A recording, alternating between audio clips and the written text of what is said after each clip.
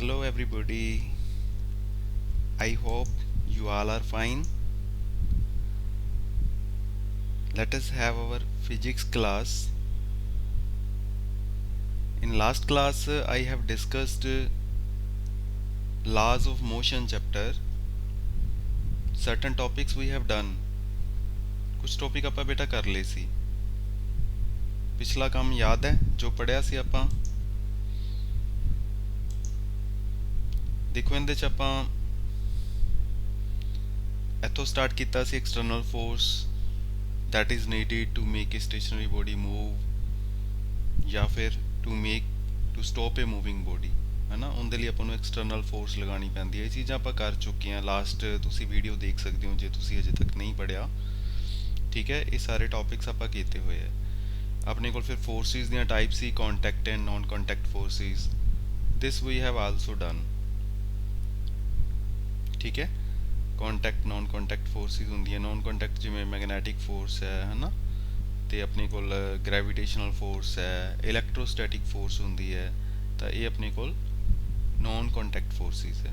Similarly ਆਪਾਂ inertia ਦਾ concept ਕੀਤਾ ਸੀ ਕਿ ਜਿਹੜੀ ਬੋਡੀ ਜਿਸ ਸਟੇਟ ਵਿੱਚ ਹੁੰਦੀ ਹੈ ਉਹ ਬੋਡੀ ਚਾਹੁੰਦੀ ਹੈ ਮੈਂ ਉਸੇ ਸਟੇਟ 'ਚ ਰਵਾਂ। ਉਹ ਜਿਹੜੀ ਪ੍ਰੋਪਰਟੀ ਹੈ ਜਿਹੜੀ ਇਹ ਚਾਹੁੰਦੀ ਹੈ ਵੀ ਬੋਡੀ ਦੀ ਸਟੇਟ ਚੇਂਜ ਨਾ ਹੋਵੇ। ਸਟੇਟ ਦਾ ਮਤਲਬ ਕੀ ਹੈ ਵੀ ਜੇ ਉਹ ਰੈਸਟ ਵਿੱਚ ਹੈ ਤਾਂ ਬੋਡੀ ਚਾਹੁੰਦੀ ਮੈਂ ਰੈਸਟ ਵਿੱਚ ਹੀ ਰਵਾਂ। ਜੇ ਬੋਡੀ ਕੋਈ ਮੋਸ਼ਨ 'ਚ ਹੈ ਤਾਂ ਉਹ ਚਾਹੁੰਦੀ ਹੈ ਮੈਂ ਮੋਸ਼ਨ 'ਚ ਹੀ ਰਵਾਂ। ਉਸ ਪ੍ਰੋਪਰਟੀ ਨੂੰ ਆਪਾਂ ਕੀ ਬੋਲਦੇ ਹਾਂ? ਇਨਰਸ਼ੀਆ। ਠੀਕ ਹੈ, ਇਹਨੂੰ ਪੰਜਾਬੀ 'ਚ ਆਪਾਂ ਜੜਤਾ ਬੋਲਦੇ ਹੁੰਦੇ ਸੀ। ਮੈਂ ਪ੍ਰੀਵੀਅਸ ਲੈਕਚਰ 'ਚ ਵੀ ਤੁਹਾਨੂੰ ਦੱਸਿਆ ਸੀਗਾ। ਠੀਕ ਹੈ, ਐਂਡ ਫਿਰ ਆਪਣੇ ਕੋਲ ਨਿਊਟਨ ਦਾ ਪਹਿਲਾ ਨਿਯਮ ਸੀਗਾ। ਆਪਣੇ ਕੋਲ 3 ਲਾਜ਼ ਹੈ ਨਿਊਟਨ ਦੇ, ਫਸਟ ਲਾ, ਸੈਕਿੰਡ ਲਾ ਐਂਡ ਥਰਡ ਲਾ ਆਫ ਮੋਸ਼ਨ। ਤਾਂ ਇਹ ਫਸਟ ਲਾ ਆਫ ਮੋਸ਼ਨ ਆਪਾਂ ਲਾਸਟ ਟਾਈਮ ਪੜ੍ਹਿਆ ਸੀ। ਇਹਦੇ 'ਚ ਆਪਾਂ ਕਿਹਾ ਸੀ ਕਿ ਬੋਡੀ ਜਿਹੜੀ ਹੈ that tends to remain at rest. ਠੀਕ ਹੈ, ਜਿਹੜੀ ਬੋਡੀ ਹੈ ਉਹ ਰੈਸਟ ਵਿੱਚ ਰਹਿਣਾ ਚਾਹੁੰਦੀ ਹੈ। ਠੀਕ ਹੈ, ਔਰ ਜਾਂ ਫਿਰ ਯੂਨੀਫਾਰਮ ਮੋਸ਼ਨ 'ਚ ਹੈ ਤਾਂ ਉਹ ਚਾਹੁੰਦੀ ਹੈ ਮੈਂ ਯੂਨੀਫਾਰਮ ਮੋਸ਼ਨ 'ਚ ਹੀ ਰਵਾਂ। ਕਦੋਂ ਤੱਕ? Unless and until an external force is applied on it. ਜਦੋਂ ਤੱਕ ਉਹਦੇ 'ਤੇ ਆਪਾਂ ਕੋਈ ਬਾਹਰੀ ਬਲ ਪਰ ਉਹ ਫੋਰਸ ਨਹੀਂ ਲਗਾ ਰਹੀ, ਉਦੋਂ ਤੱਕ ਬੋਡੀਜ਼ ਕੀ ਚਾਹੁੰਦੀਆਂ ਵੀ ਉਹ ਜਿਸ ਵੀ ਸਟੇਟ 'ਚ ਹੈਗੀਆਂ। ਜੇਕਰ ਉਹ ਰੈਸਟ ਵਿੱਚ ਹੈ ਤਾਂ ਬੋਡੀ ਚਾਹੁੰਦੀ ਮੈਂ ਰੈਸਟ ਵਿੱਚ ਰਵਾਂ। ਜੇਕਰ ਕੋਈ ਬੋਡੀ ਪਹਿਲੇ ਮੋਸ਼ਨ 'ਚ ਹੈ ਤਾਂ ਉਹ ਚਾਹੁੰਦੀ ਹੈ ਮੈਂ ਮੋਸ਼ਨ 'ਚ ਰਵਾਂ। ਜਦ ਤੱਕ ਆਪਾਂ ਉਹਦੇ 'ਤੇ ਕੋਈ ਫੋਰਸ ਅਪਲਾਈ ਨਹੀਂ ਕਰਦੇ ਉਹਦੀ ਸਟੇਟ ਨੂੰ ਚੇਂਜ ਕਰਨ ਵਾਸਤੇ, ਉਦੋਂ ਤੱਕ ਬੋਡੀ ਆਪਦੀ ਉਸੇ ਸਟੇਟ ਵਿੱਚ ਰਹਿੰਦੀ ਹੈ। ਇਹ ਆਪਣਾ ਨਿਊਟਨ ਦਾ ਫਸਟ ਲਾ ਆਫ ਮੋਸ਼ਨ ਹੈ। ਇਹਦਾ first part that is simple. ਇੱਕ ਬੋਲ ਹੈ ਪਈ ਹੈ ਰੈਸਟ ਵਿੱਚ। ਠੀਕ ਹੈ, ਟੇਬਲ ਦੇ ਉੱਪਰ। ਹੁਣ ਜਦ ਤੱਕ ਆਪਾਂ ਇਹਦੇ 'ਤੇ ਕੋਈ ਫੋਰਸ ਨਹੀਂ ਲਗਾਉਂਦੇ ਉਦੋਂ ਤੱਕ ਇਹ ਵਾਲੀ ਬੋਲ ਜਿਹੜੀ ਹੈ ਉਹ ਕਿਵੇਂ ਰਹੂਗੀ? ਜਦ ਤੱਕ ਆਪਾਂ ਇੱਥੇ ਦੇਖੋ, ਜਦ ਤੱਕ ਆਪਾਂ ਫੋਰਸ ਨਹੀਂ ਲਗਾ ਰਹੇ ਇੱਥੇ। ਠੀਕ ਹੈ, ਇੱਥੇ ਮੈਂ ਕੋਈ ਫੋਰਸ ਨਹੀਂ ਲਗਾ ਰਿਹਾ। ਇੱਥੇ ਮੈਂ ਜੇ ਫੋਰਸ ਲਗਾਉਂਗਾ ਉਦੋਂ ਹੀ ਇਹ ਬੋਲ ਮੂਵ ਕਰੂਗੀ। ਜੇ ਮੈਂ ਫੋਰਸ ਲਗਾ ਦੂੰਗਾ ਦੈਨ ਦਿਸ ਬੋਲ will start moving in this direction. ਫਿਰ ਇਸ ਡਾਇਰੈਕਸ਼ਨ 'ਚ ਮੂਵ ਕਰੂਗੀ। ਜਦ ਤੱਕ ਆਪਾਂ ਨਹੀਂ ਲਗਾ ਰਹੇ ਫੋਰਸ ਉਹ ਤੱਕ ਇਹ ਬੋਲ ਸਟੇਸ਼ਨਰੀ ਹੈ, ਰੈਸਟ ਦੀ ਪੋਜੀਸ਼ਨ 'ਚ ਹੈ ਤੇ ਰੈਸਟ ਦੀ ਪੋਜੀਸ਼ਨ 'ਚ ਹੀ ਰਹਿ ਰਹੀ ਹੈ। ਦਿਸ ਇਜ਼ ਨਿਊਟਨਸ ਫਸਟ ਲਾ ਆਫ ਮੋਸ਼ਨ। ਜੇ ਆ ਫੋਰਸ ਨਹੀਂ ਹੈਗੀ ਜਿਹੜੀ ਤੁਸੀਂ ਲਗਾਈ ਸੀ, ਜੇ ਨਾ ਹੋਵੇ ਫਿਰ ਇਹ ਮੋਸ਼ਨ ਵੀ ਨਹੀਂ ਹੋਏਗੀ। ਠੀਕ ਹੈ, ਫਿਰ ਬੋਡੀ ਰੈਸਟ ਵਿੱਚ ਹੀ ਰਹੇਗੀ। ਠੀਕ ਹੈ, ਜਦੋਂ ਆਪਾਂ ਫੋਰਸ ਲਾ ਰਹੇ ਸੀ ਫਿਰ ਇਹ ਮੂਵ ਕਰ ਰਹੀ ਸੀ। ਤਾਂ ਇਹਦੇ ਬੇਸ 'ਤੇ ਆਪਾਂ ਅੱਗੇ ਬੈਲੈਂਸਡ ਅਨਬੈਲੈਂਸ ਫੋਰਸਿਸ ਬਾਰੇ ਗੱਲ ਕੀਤੀ ਸੀ ਵੀ ਮੰਨ ਲਓ 2 ਫੋਰਸਿਸ ਲੱਗ ਰਹੀਆਂ ਜਾਂ 3 ਫੋਰਸਿਸ ਕਿਸੇ ਇੱਕ ਬੋਡੀ ਦੇ ਉੱਤੇ ਲੱਗ ਰਹੀਆਂ ਜਾਂ 4 ਫੋਰਸਿਸ ਲੱਗ ਰਹੀਆਂ ਜਾਂ 4 ਤੋਂ ਵੀ ਜ਼ਿਆਦਾ ਲੱਗ ਰਹੀਆਂ। ਠੀਕ ਹੈ, ਉਦੋਂ ਆਪਾਂ ਉਹਨਾਂ ਫੋਰਸਿਸ ਨੂੰ ਬੈਲੈਂਸਡ ਕਦੋਂ ਬੋਲਾਂਗੇ? ਬੈਲੈਂਸਡ ਆਪਾਂ ਉਦੋਂ ਬੋਲਾਂਗੇ ਕਿ ਆਪਣੇ ਕੋਲ equal and opposite forces ਹੋਣਗੀਆਂ and they do not cause any change in motion। ਵੀ ਜਿਹੜੀਆਂ ਫੋਰਸਿਸ ਹੈ ਉਹ ਕਿੱਦਾਂ ਦੀਆਂ ਹੋਣਗੀਆਂ? equal and opposite। ਔਰ ਉਹਦੇ ਨਾਲ ਕੀ ਹੋਏਗਾ? ਉਹਦੇ ਨਾਲ ਕੀ ਹੋਏਗਾ? they do not cause any change in the motion। ਉਹਨਾਂ ਵਿੱਚ ਕੋਈ ਚੇਂਜ ਨਹੀਂ ਆਏਗੀ ਮੋਸ਼ਨ ਵਿੱਚ। ਠੀਕ ਹੈ, ਮੰਨ ਲਓ ਇੱਕ ਚੇਅਰ ਪਈ ਹੈ, ਆਪਾਂ ਉਹਦੇ 'ਤੇ ਦੋਨਾਂ ਸਾਈਡਾਂ ਤੋਂ ਉਹਨੂੰ ਖਿੱਚਣਾ ਸ਼ੁਰੂ ਕਰ ਦਈਏ। ਮਤਲਬ 2 ਪਰਸਨ, ਇੱਕ ਤੁਹਾਡੀ ਫਰੈਂਡ ਹੈ, ਇੱਕ ਤੁਸੀਂ ਹੋ। ਤੁਸੀਂ ਉਹਨੂੰ ਆਪਣੇ ਵੱਲ ਖਿੱਚ ਰਹੇ ਹੋ, ਉਹਨੂੰ ਆਪਣੇ ਵੱਲ ਖਿੱਚ ਰਹੀ ਹੈ। And if you are applying equal force ਤਾਂ ਇਕੁਅਲ ਫੋਰਸ ਹੋਗੀ and also in opposite direction ਹੋਗੀ। ਜਿਹੜਾ ਪਹਿਲਾ ਪਾਰਟ ਹੈ ਵਾਲਾ ਆਪਣਾ ਇਕੁਅਲ ਐਂਡ ਆਪੋਜ਼ਿਟ ਫੋਰਸ ਹੋਗੀ। ਤਾਂ ਉਹਦੇ ਨਾਲ ਜੇਕਰ ਕੋਈ ਮੋਸ਼ਨ ਨਹੀਂ ਹੋ ਰਿਹਾ, ਚੇਅਰ ਉੱਥੇ ਹੀ ਪਈ ਹੈ, ਤੁਸੀਂ ਦੋਨੋਂ ਜਣੇ ਫੋਰਸ ਵੀ ਲਾ ਰਹੇ ਹੋ, ਉਦੋਂ ਆਪਾਂ ਉਹਨਾਂ ਫੋਰਸਿਸ ਨੂੰ ਕੀ ਬੋਲਾਂਗੇ? We will call then it is they are balanced forces. ਆਪਾਂ ਉਹਨੂੰ ਕੀ ਬੋਲ ਦਿਆਂਗੇ? ਉਹ ਬੈਲੈਂਸਡ ਫੋਰਸਿਸ ਨੇ। ਠੀਕ ਹੈ, ਹੁਣ ਆਪਾਂ ਗੱਲ ਕਰਾਂਗੇ ਅਨਬੈਲੈਂਸਡ ਫੋਰਸਿਸ ਦੀ। ਠੀਕ ਹੈ, ਅਨਬੈਲੈਂਸਡ ਫੋਰਸਿਸ ਆਪਾਂ ਕਦੋਂ ਬੋਲਾਂਗੇ? ਦੇਖੋ ਇਹ ਅਨਬੈਲੈਂਸਡ ਫੋਰਸਿਸ ਆਪਾਂ ਕਦੋਂ ਕਵਾਂਗੇ? ਉਹਦੇ 'ਚ ਕੀ ਹੈ? Forces will be unequal. ਪਹਿਲੀ ਚੀਜ਼ ਕੀ ਹੈ? ਵੀ ਫੋਰਸਿਸ ਸਾਡੀਆਂ ਕਿੱਦਾਂ ਦੀਆਂ ਆ ਜਾਣਗੀਆਂ? ਅਨਈਕੁਅਲ ਹੋ ਜਾਣਗੀਆਂ। ਵੀ ਇੱਕ ਜਣਾ ਜ਼ਿਆਦਾ ਫੋਰਸ ਲਾ ਰਿਹਾ, ਉਸੇ ਚੇਅਰ ਦੀ ਆਪਾਂ ਐਗਜ਼ਾਮਪਲ ਮੰਨ ਲਓ ਕੰਟੀਨਿਊ ਰੱਖੀਏ। ਹੁਣ ਚੇਅਰ ਹੈ ਸੈਂਟਰ 'ਚ, ਉਹਦੇ 'ਤੇ ਦੋ ਜਣੇ ਫੋਰਸ ਲਾ ਰਹੇ, ਇੱਕ ਆਪਦੇ ਵੱਲ ਖਿੱਚ ਰਿਹਾ, ਦੂਜਾ ਆਪਦੇ ਵੱਲ ਖਿੱਚ ਰਿਹਾ, ਬਟ ਹੁਣ ਅਨਈਕੁਅਲ ਫੋਰਸ ਹੈ। ਇੱਕ ਜਣਾ ਘੱਟ ਫੋਰਸ ਲਾ ਰਿਹਾ, ਇੱਕ ਜਣਾ ਜ਼ਿਆਦਾ ਫੋਰਸ ਲਾ ਰਿਹਾ। ਹੁਣ ਨੈਚੁਰਲੀ ਜਿਹੜਾ ਬੰਦਾ ਜ਼ਿਆਦਾ ਫੋਰਸ ਲਾ ਰਿਹਾ, ਚੇਅਰ ਉਧਰਲੇ ਪਾਸੇ ਨੂੰ ਮੂਵ ਕਰੂਗੀ। ਠੀਕ ਹੈ, ਤਾਂ ਇਹਦੇ ਨਾਲ ਕੀ ਹੈ? ਅਨਈਕੁਅਲ ਫੋਰਸਿਸ ਲੱਗੀਆਂ। Can be in the same direction ਔਰ ਆਪੋਜ਼ਿਟ ਡਾਇਰੈਕਸ਼ਨ। ਫੋਰਸਿਸ ਜਿਹੜੀਆਂ ਆਪਾਂ ਲਾ ਰਹੇ ਹਾਂ ਉਹ ਸੇਮ ਡਾਇਰੈਕਸ਼ਨ 'ਚ ਵੀ ਹੋ ਸਕਦੀਆਂ ਤੇ ਆਪੋਜ਼ਿਟ ਡਾਇਰੈਕਸ਼ਨ 'ਚ ਵੀ ਹੋ ਸਕਦੀਆਂ। ਐਂਡ ਆਲਸੋ ਦੇ ਕਾਜ਼ ਏ ਚੇਂਜ ਇਨ ਮੋਸ਼ਨ। ਜਦੋਂ ਆਪਾਂ ਅਨਬੈਲੈਂਸ ਫੋਰਸ ਲਾਵਾਂਗੇ ਉਦੋਂ ਬੋਡੀ ਦੀ ਮੋਸ਼ਨ ਵਿੱਚ ਚੇਂਜ ਆਊਗਾ। ਜੇ ਆਪਾਂ ਬੈਲੈਂਸ ਫੋਰਸ ਹੀ ਲਾਵਾਂਗੇ ਤਾਂ ਉਹਦੀ ਮੋਸ਼ਨ ਵਿੱਚ ਕੋਈ ਚੇਂਜ ਨਹੀਂ ਆਊਗਾ। ਓਕੇ, ਕਲੀਅਰ ਹੋ ਗਿਆ? ਤਾਂ ਆਪਾਂ ਪਹਿਲੇ ਇਹ ਮੈਂ ਤੁਹਾਨੂੰ ਪਹਿਲੇ ਕਰਵਾ ਚੁੱਕਿਆ ਕੰਮ। ਆਪਾਂ ਇੱਕ ਐਗਜ਼ਾਮਪਲ ਲਈ ਸੀ ਟਗ ਆਫ ਵਾਰ। ਆਪਣੇ ਕੋਲੋਂ ਰੱਸਾ ਕਸ਼ੀ ਦੀ ਗੇਮ ਹੁੰਦੀ ਹੈ ਨਾ, ਦੋ ਟੀਮਸ ਹੈ, ਤਾਂ ਉਹੀ ਚੀਜ਼ ਹੈ। ਜੇਕਰ ਦੋਨੋਂ ਟੀਮਸ ਆਪੋਜ਼ਿਟ ਡਾਇਰੈਕਸ਼ਨ 'ਚ ਫੋਰਸ ਲਾ ਰਹੀਆਂ, ਇਹ ਟੀਮ ਇੱਧਰ ਨੂੰ ਦੇਖੋ ਫੋਰਸ ਲਾ ਰਹੀ ਹੈ, ਆਹ ਵਾਲੀ ਟੀਮ ਆਪਣੀ ਇਹ ਦੂਸਰੀ ਸਾਈਡ 'ਤੇ ਫੋਰਸ ਲਾਊਗੀ। ਠੀਕ ਹੈ, ਦੋਨੋਂ ਆਪੋਜ਼ਿਟ ਡਾਇਰੈਕਸ਼ਨ 'ਚ ਫੋਰਸ ਲਾ ਰਹੀਆਂ, but if the force is equal, ਫਿਰ ਕੀ ਹੋਏਗਾ? ਇਹ ਬੋਡੀ ਜਿਹੜਾ ਸਾਡਾ ਰੱਸਾ ਹੈ ਉਹ ਨਾ ਇੱਧਰ ਜਾਏਗਾ ਨਾ ਹੀ ਉੱਧਰ ਜਾਏਗਾ, ਮੂਵ ਨਹੀਂ ਕਰੇਗਾ। ਤਾਂ ਉਦੋਂ ਆਪਾਂ ਕੀ ਬੋਲਾਂਗੇ? There is no net force. ਵੀ ਟੋਟਲ ਫੋਰਸ ਇਹਦੇ ਤੇ ਉਦੋਂ ਲੱਗ ਰਹੀ ਹੈ 0, ਕਿਉਂਕਿ ਜਿੰਨੀ ਇੱਧਰ ਲੱਗ ਰਹੀ ਸੀ ਉਨੀ ਉੱਧਰ ਲੱਗ ਰਹੀ ਹੈ, ਦੋਨਾਂ ਨੇ ਇੱਕ ਦੂਜੇ ਨੂੰ ਕੈਂਸਲ ਕਰਤਾ, ਤਾਂ ਨੈਟ ਫੋਰਸ 0 ਹੋ ਗਈ। ਇਹਨੂੰ ਬੋਲਾਂਗੇ ਬੈਲੈਂਸਡ ਫੋਰਸਿਸ। ਤਾਂ ਹੁਣ ਬੈਲੈਂਸਡ ਹੈ। ਜੇ ਟੀਮ 1 ਜਿਹੜੀ ਹੈ ਉਹ ਜ਼ਿਆਦਾ ਫੋਰਸ ਲਾਉਂਦੀ ਪਈ ਹੋਵੇ ਟੀਮ 2 ਨਾਲੋਂ, ਠੀਕ ਹੈ, ਕੋਈ ਵੀ ਇੱਕ ਟੀਮ ਮੰਨ ਲਓ ਆਹ ਟੀਮ ਜ਼ਿਆਦਾ ਫੋਰਸ ਲਾ ਰਹੀ ਹੈ, it is applying double force. ਆਹ ਸਿੰਗਲ ਫੋਰਸ ਹੈ ਉਹ ਡਬਲ ਲੱਗ ਰਹੀ ਹੈ, ਫਿਰ ਕੀ ਹੋਏਗਾ? ਦਿਸ ਬੋਡੀ ਜਿਹੜਾ ਆਪਣਾ ਰੱਸਾ ਹੈ that will move in the direction of team 1, ਕਿਉਂਕਿ ਉਹ ਜ਼ਿਆਦਾ ਫੋਰਸ ਲਾ ਰਹੇ ਹੈ। ਠੀਕ ਹੈ, ਅਨਬੈਲੈਂਸਡ ਫੋਰਸ ਹੋ ਗਈ, ਇੱਧਰਲੇ ਪਾਸੇ ਜ਼ਿਆਦਾ ਫੋਰਸ ਹੈ, ਇੱਧਰਲੇ ਪਾਸੇ ਘੱਟ ਫੋਰਸ ਹੈ। ਅਨਬੈਲੈਂਸਡ ਫੋਰਸ ਹੋਣ ਨਾਲ our body will start moving। ਠੀਕ ਹੈ, ਕਲੀਅਰ ਹੋ ਗਿਆ? These topics we have done. Next, this is page number 6 in your notes, ਜਿਹੜਾ ਆਪਾਂ ਅੱਜ ਸ਼ੁਰੂ ਕਰਾਂਗੇ। You will start from page number 6।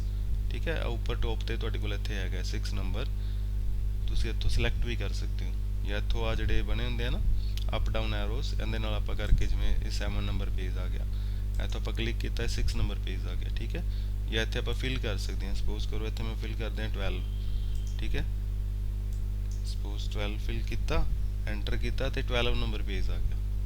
ਠੀਕ ਹੈ, we were at 6 number page. ਠੀਕ ਹੈ, momentum. this is our today's topic, momentum। Momentum ਦਾ ਮਤਲਬ ਕੀ ਹੈ, ਜਾਂ ਮੋਮੈਂਟਮ ਕੀ ਕਰਦਾ ਹੈ, ਹਨਾ? ਦੇਖੋ ਕੋਈ ਵੀ ਬੋਡੀ ਹੈ ਉਹਦਾ ਮਾਸ ਹੋਏਗਾ, ਹਰ ਇੱਕ ਚੀਜ਼ ਦਾ ਮਾਸ ਹੁੰਦਾ ਹੈ। Do you know every body has mass? ਠੀਕ ਹੈ, mass is quantity of matter contained in a body. ਕਿਸੇ ਬੋਡੀ ਦੇ ਅੰਦਰ ਕਿੰਨਾ ਮੈਟਰ ਹੈ ਉਹ ਸਾਡਾ ਉਸ ਬੋਡੀ ਦਾ ਕੀ ਹੋ ਜਾਏਗਾ? ਮਾਸ ਹੋ ਜਾਏਗਾ। Is it okay? ਇੰਨੀ ਗੱਲ ਕਲੀਅਰ ਹੈ? ਵੀ ਜਿਹੜੀ ਵੀ ਕੋਈ ਬੋਡੀ ਹੈ ਆਪਣੇ ਕੋਲ, ਉਹਦੇ ਮਾਸ ਦਾ ਕੀ ਮਤਲਬ ਹੈ? ਵੀ ਉਹਦੇ 'ਚ ਅਮਾਊਂਟ ਆਫ ਮੈਟਰ ਕਿੰਨੀ ਹੈ। ਚੋਕ ਦਾ ਪੀਸ ਹੈ, ਉਹਦੇ 'ਚ ਕਿੰਨਾ ਮੈਟਰ ਹੈ, ਉਹਦਾ ਮਾਸ ਹੈ। ਤੁਹਾਡੇ ਕੋਲ ਬੋਲ ਪੈਨ ਹੈ, ਉਹਦੇ 'ਚ ਕਿੰਨਾ ਮੈਟਰ ਹੈ। ਮੈਟਰ ਮਤਲਬ ਜਿੰਦੇ ਤੋਂ ਬੋਡੀ ਬਣੀ ਹੋਈ ਹੈ। ਹਰ ਇੱਕ ਚੀਜ਼ ਮੈਟਰ ਤੋਂ ਮਿਲ ਕੇ ਬਣੀ ਹੈ, ਹਨਾ? ਹਰ ਇੱਕ ਚੀਜ਼ ਕਿੰਨੀ ਅਮਾਊਂਟ ਆਫ ਮੈਟਰ ਹੈ, ਉਹ ਮਾਸ ਹੈ। ਹੁਣ ਮੋਮੈਂਟਮ ਕੀ ਚੀਜ਼ ਹੈ? ਵਾਟ ਇਜ਼ ਮੋਮੈਂਟਮ? ਮੋਮੈਂਟਮ ਕੀ ਚੀਜ਼ ਹੈ? ਕੋਈ ਵੀ ਬੋਡੀ ਹੈ ਸਾਡੇ ਕੋਲ, ਮੰਨ ਲਓ ਤੁਹਾਡੇ ਕੋਲ ਇੱਕ ਤੁਸੀਂ ਬੋਲ ਨਾਲ ਖੇਲ ਰਹੇ ਹੋ, ਯੂ ਹੈਵ ਏ ਬੋਲ। ਬੋਲ ਦਾ ਕੁਝ ਮਾਸ ਹੋਏਗਾ, ਉਹ ਬੋਡੀ ਹੈ ਤੁਹਾਡੀ, ਉਹਦਾ ਮਾਸ ਹੋਏਗਾ। ਔਰ ਤੁਸੀਂ ਉਹਦੇ ਨਾਲ ਖੇਲ ਰਹੇ ਹੋ, ਦੈਟ ਬੋਲ is moving with A certain velocity. ਠੀਕ ਹੈ, ਉਹਦੀ ਕੁਝ ਵੈਲੋਸਿਟੀ ਵੀ ਹੈਗੀ ਹੈ। ਤਾਂ ਆਪਾਂ ਜਿਹੜਾ ਮਾਸ ਔਰ ਵੈਲੋਸਿਟੀ ਹੈ, ਜੇ ਆਪਾਂ ਉਹਨੂੰ ਪ੍ਰੋਡਕਟ ਲੈ ਲਈਏ, ਮੰਨ ਲਓ ਜਿੰਨਾ ਉਹਦਾ ਮਾਸ ਸੀਗਾ ਬੋਡੀ ਦਾ, ਉਹਨੂੰ ਮੈਂ ਕੀ ਕਰਾਂ? ਮਲਟੀਪਲਾਈ ਕਰ ਦਿਆਂ ਕਿੰਨੇ ਨਾਲ? ਵੈਲੋਸਿਟੀ ਨਾਲ। ਠੀਕ ਹੈ, ਕਿੰਨੇ ਨਾਲ ਮਲਟੀਪਲਾਈ ਕਰਤਾ? वेलोसिटी नाल मल्टीप्लाई करता, ठीक है। तो फिर आ एम इंटू वी ये चीज़ ये साडा की आ जाऊगा मोमेंटम आ जाऊगा। इस क्वांटिटी नूं असीं बोलते हैं मोमेंटम। ਜਿਹੜਾ ਮੋਮੈਂਟਮ ਹੈ ਨਾ ਰਾਜੇ ਇਹਨੂੰ ਆਪਾਂ ਪੀ ਨਾਲ ਰਿਪਰੈਜ਼ੈਂਟ ਕਰਦੇ ਹਾਂ। ਜਿਵੇਂ ਮੰਨ ਲਓ ਐਕਸਲੇਸ਼ਨ ਹੈ ਉਹਨੂੰ ਆਪਾਂ ਏ ਨਾਲ ਰਿਪਰੈਜ਼ੈਂਟੇਸ਼ਨ ਦਿੰਦੇ ਆ, ਠੀਕ ਹੈ। ਜਿਹੜੀ ਫੋਰਸ ਹੈ ਉਹਨੂੰ ਅਸੀਂ ਐਫ ਨਾਲ ਰਿਪਰੈਜ਼ੈਂਟੇਸ਼ਨ ਦਿੰਦੇ ਆ। ਤਾਂ ਮੋਮੈਂਟਮ ਨੂੰ ਅਸੀਂ ਕਿਹਦੇ ਨਾਲ ਰਿਪਰੈਜ਼ੈਂਟ ਕਰਦੇ ਆ? ਪੀ ਨਾਲ। ਇੰਗਲਿਸ਼ ਦੇ ਪੀ ਲੈਟਰ ਨਾਲ ਆਪਾਂ ਰਿਪਰੈਜ਼ੈਂਟੇਸ਼ਨ ਦੇਣੀ ਹੈ, ਯਾਦ ਰੱਖਣਾ। ਕਲੀਅਰ ਹੋ ਗਿਆ। ਫੋਰਸ ਨੂੰ ਅਸੀਂ ਰਿਪਰੈਜ਼ੈਂਟ ਕਰਦੇ ਆ ਕਿਹਦੇ ਨਾਲ? ਐਫ ਨਾਲ। ਵੈਲੋਸਿਟੀ ਨੂੰ ਜਿਵੇਂ ਅਸੀਂ ਇੱਥੇ ਲਿਖਿਆ ਕੀ ਲਿਖਿਆ ਹੋਇਆ ਇੱਥੇ ਮੈਂ v ਲਿਖਿਆ ਨਾ, ਵੈਲੋਸਿਟੀ ਦਾ ਮਤਲਬ v, ਮਤਲਬ ਅਸੀਂ ਸ਼ਾਰਟ ਫਾਰਮ ਵਿੱਚ ਚੀਜ਼ਾਂ ਨੂੰ ਯੂਜ਼ ਕਰਦੇ ਹਾਂ। ਮਾਸ ਨੂੰ ਅਸੀਂ m ਨਾਲ ਰਿਪਰੈਜ਼ੈਂਟ ਵਾਰੀ ਵੱਡੀਆਂ ਚੀਜ਼ਾਂ ਨਹੀਂ ਸੀ ਲਿਖਦੇ, ਹੈ ਨਾ, ਫਾਰਮੂਲਾਜ਼ ਦੇ ਅੰਦਰ। ਸਿਮਿਲਰਲੀ ਜਦੋਂ ਵੀ ਤੁਸੀਂ ਮੋਮੈਂਟਮ ਲਿਖੋਗੇ you will write p। p ਕਿਹਨੂੰ ਰਿਪਰੈਜ਼ੈਂਟ ਕਰ ਰਿਹਾ? ਮੋਮੈਂਟਮ ਨੂੰ। What is momentum? Momentum is mass of the body into velocity. ਹੁਣ ਆਪਾਂ ਮੰਨ ਲਓ ਆਪਾਂ ਇੱਕ ਐਗਜ਼ਾਮਪਲ ਲੈਂਦੇ ਹਾਂ। ਸਪੋਜ਼ ਕਰੋ ਕਿ ਇੱਕ ਬੋਡੀ ਹੈ, ਆਪਾਂ ਇੱਥੇ ਕੀ ਗੱਲ ਕਰ ਰਹੇ ਸੀਗੇ? ਆਪਾਂ ਗੱਲ ਇਹ ਕਰ ਰਹੇ ਸੀ ਮੋਮੈਂਟਮ ਦੀ। ਔਰ ਮੋਮੈਂਟਮ ਜਦੋਂ ਆਪਾਂ ਲਿਆ ਤਾਂ ਉਦੋਂ ਜਿਹੜਾ ਮੋਮੈਂਟਮ ਆਪਾਂ ਲਵਾਂਗੇ ਉਹਦੇ 'ਚ ਆਪਾਂ ਲੈ ਰਹੇ ਹਾਂ, ਜਸਟ ਹੋਲਡ ਔਨ, ਜਿਹੜਾ ਮੋਮੈਂਟਮ ਅਸੀਂ ਲੈ ਰਹੇ ਸੀ ਉਹਨੂੰ ਅਸੀਂ ਕਿਹਦੇ ਨਾਲ ਰਿਪਰੈਜ਼ੈਂਟ ਕਰ ਰਹੇ ਹਾਂ? We will represent it by p, ਠੀਕ ਹੈ। ਤਾਂ ਇੱਥੇ ਮੈਂ ਲਿਖੂੰਗਾ p momentum p is equal to, what is this equal to?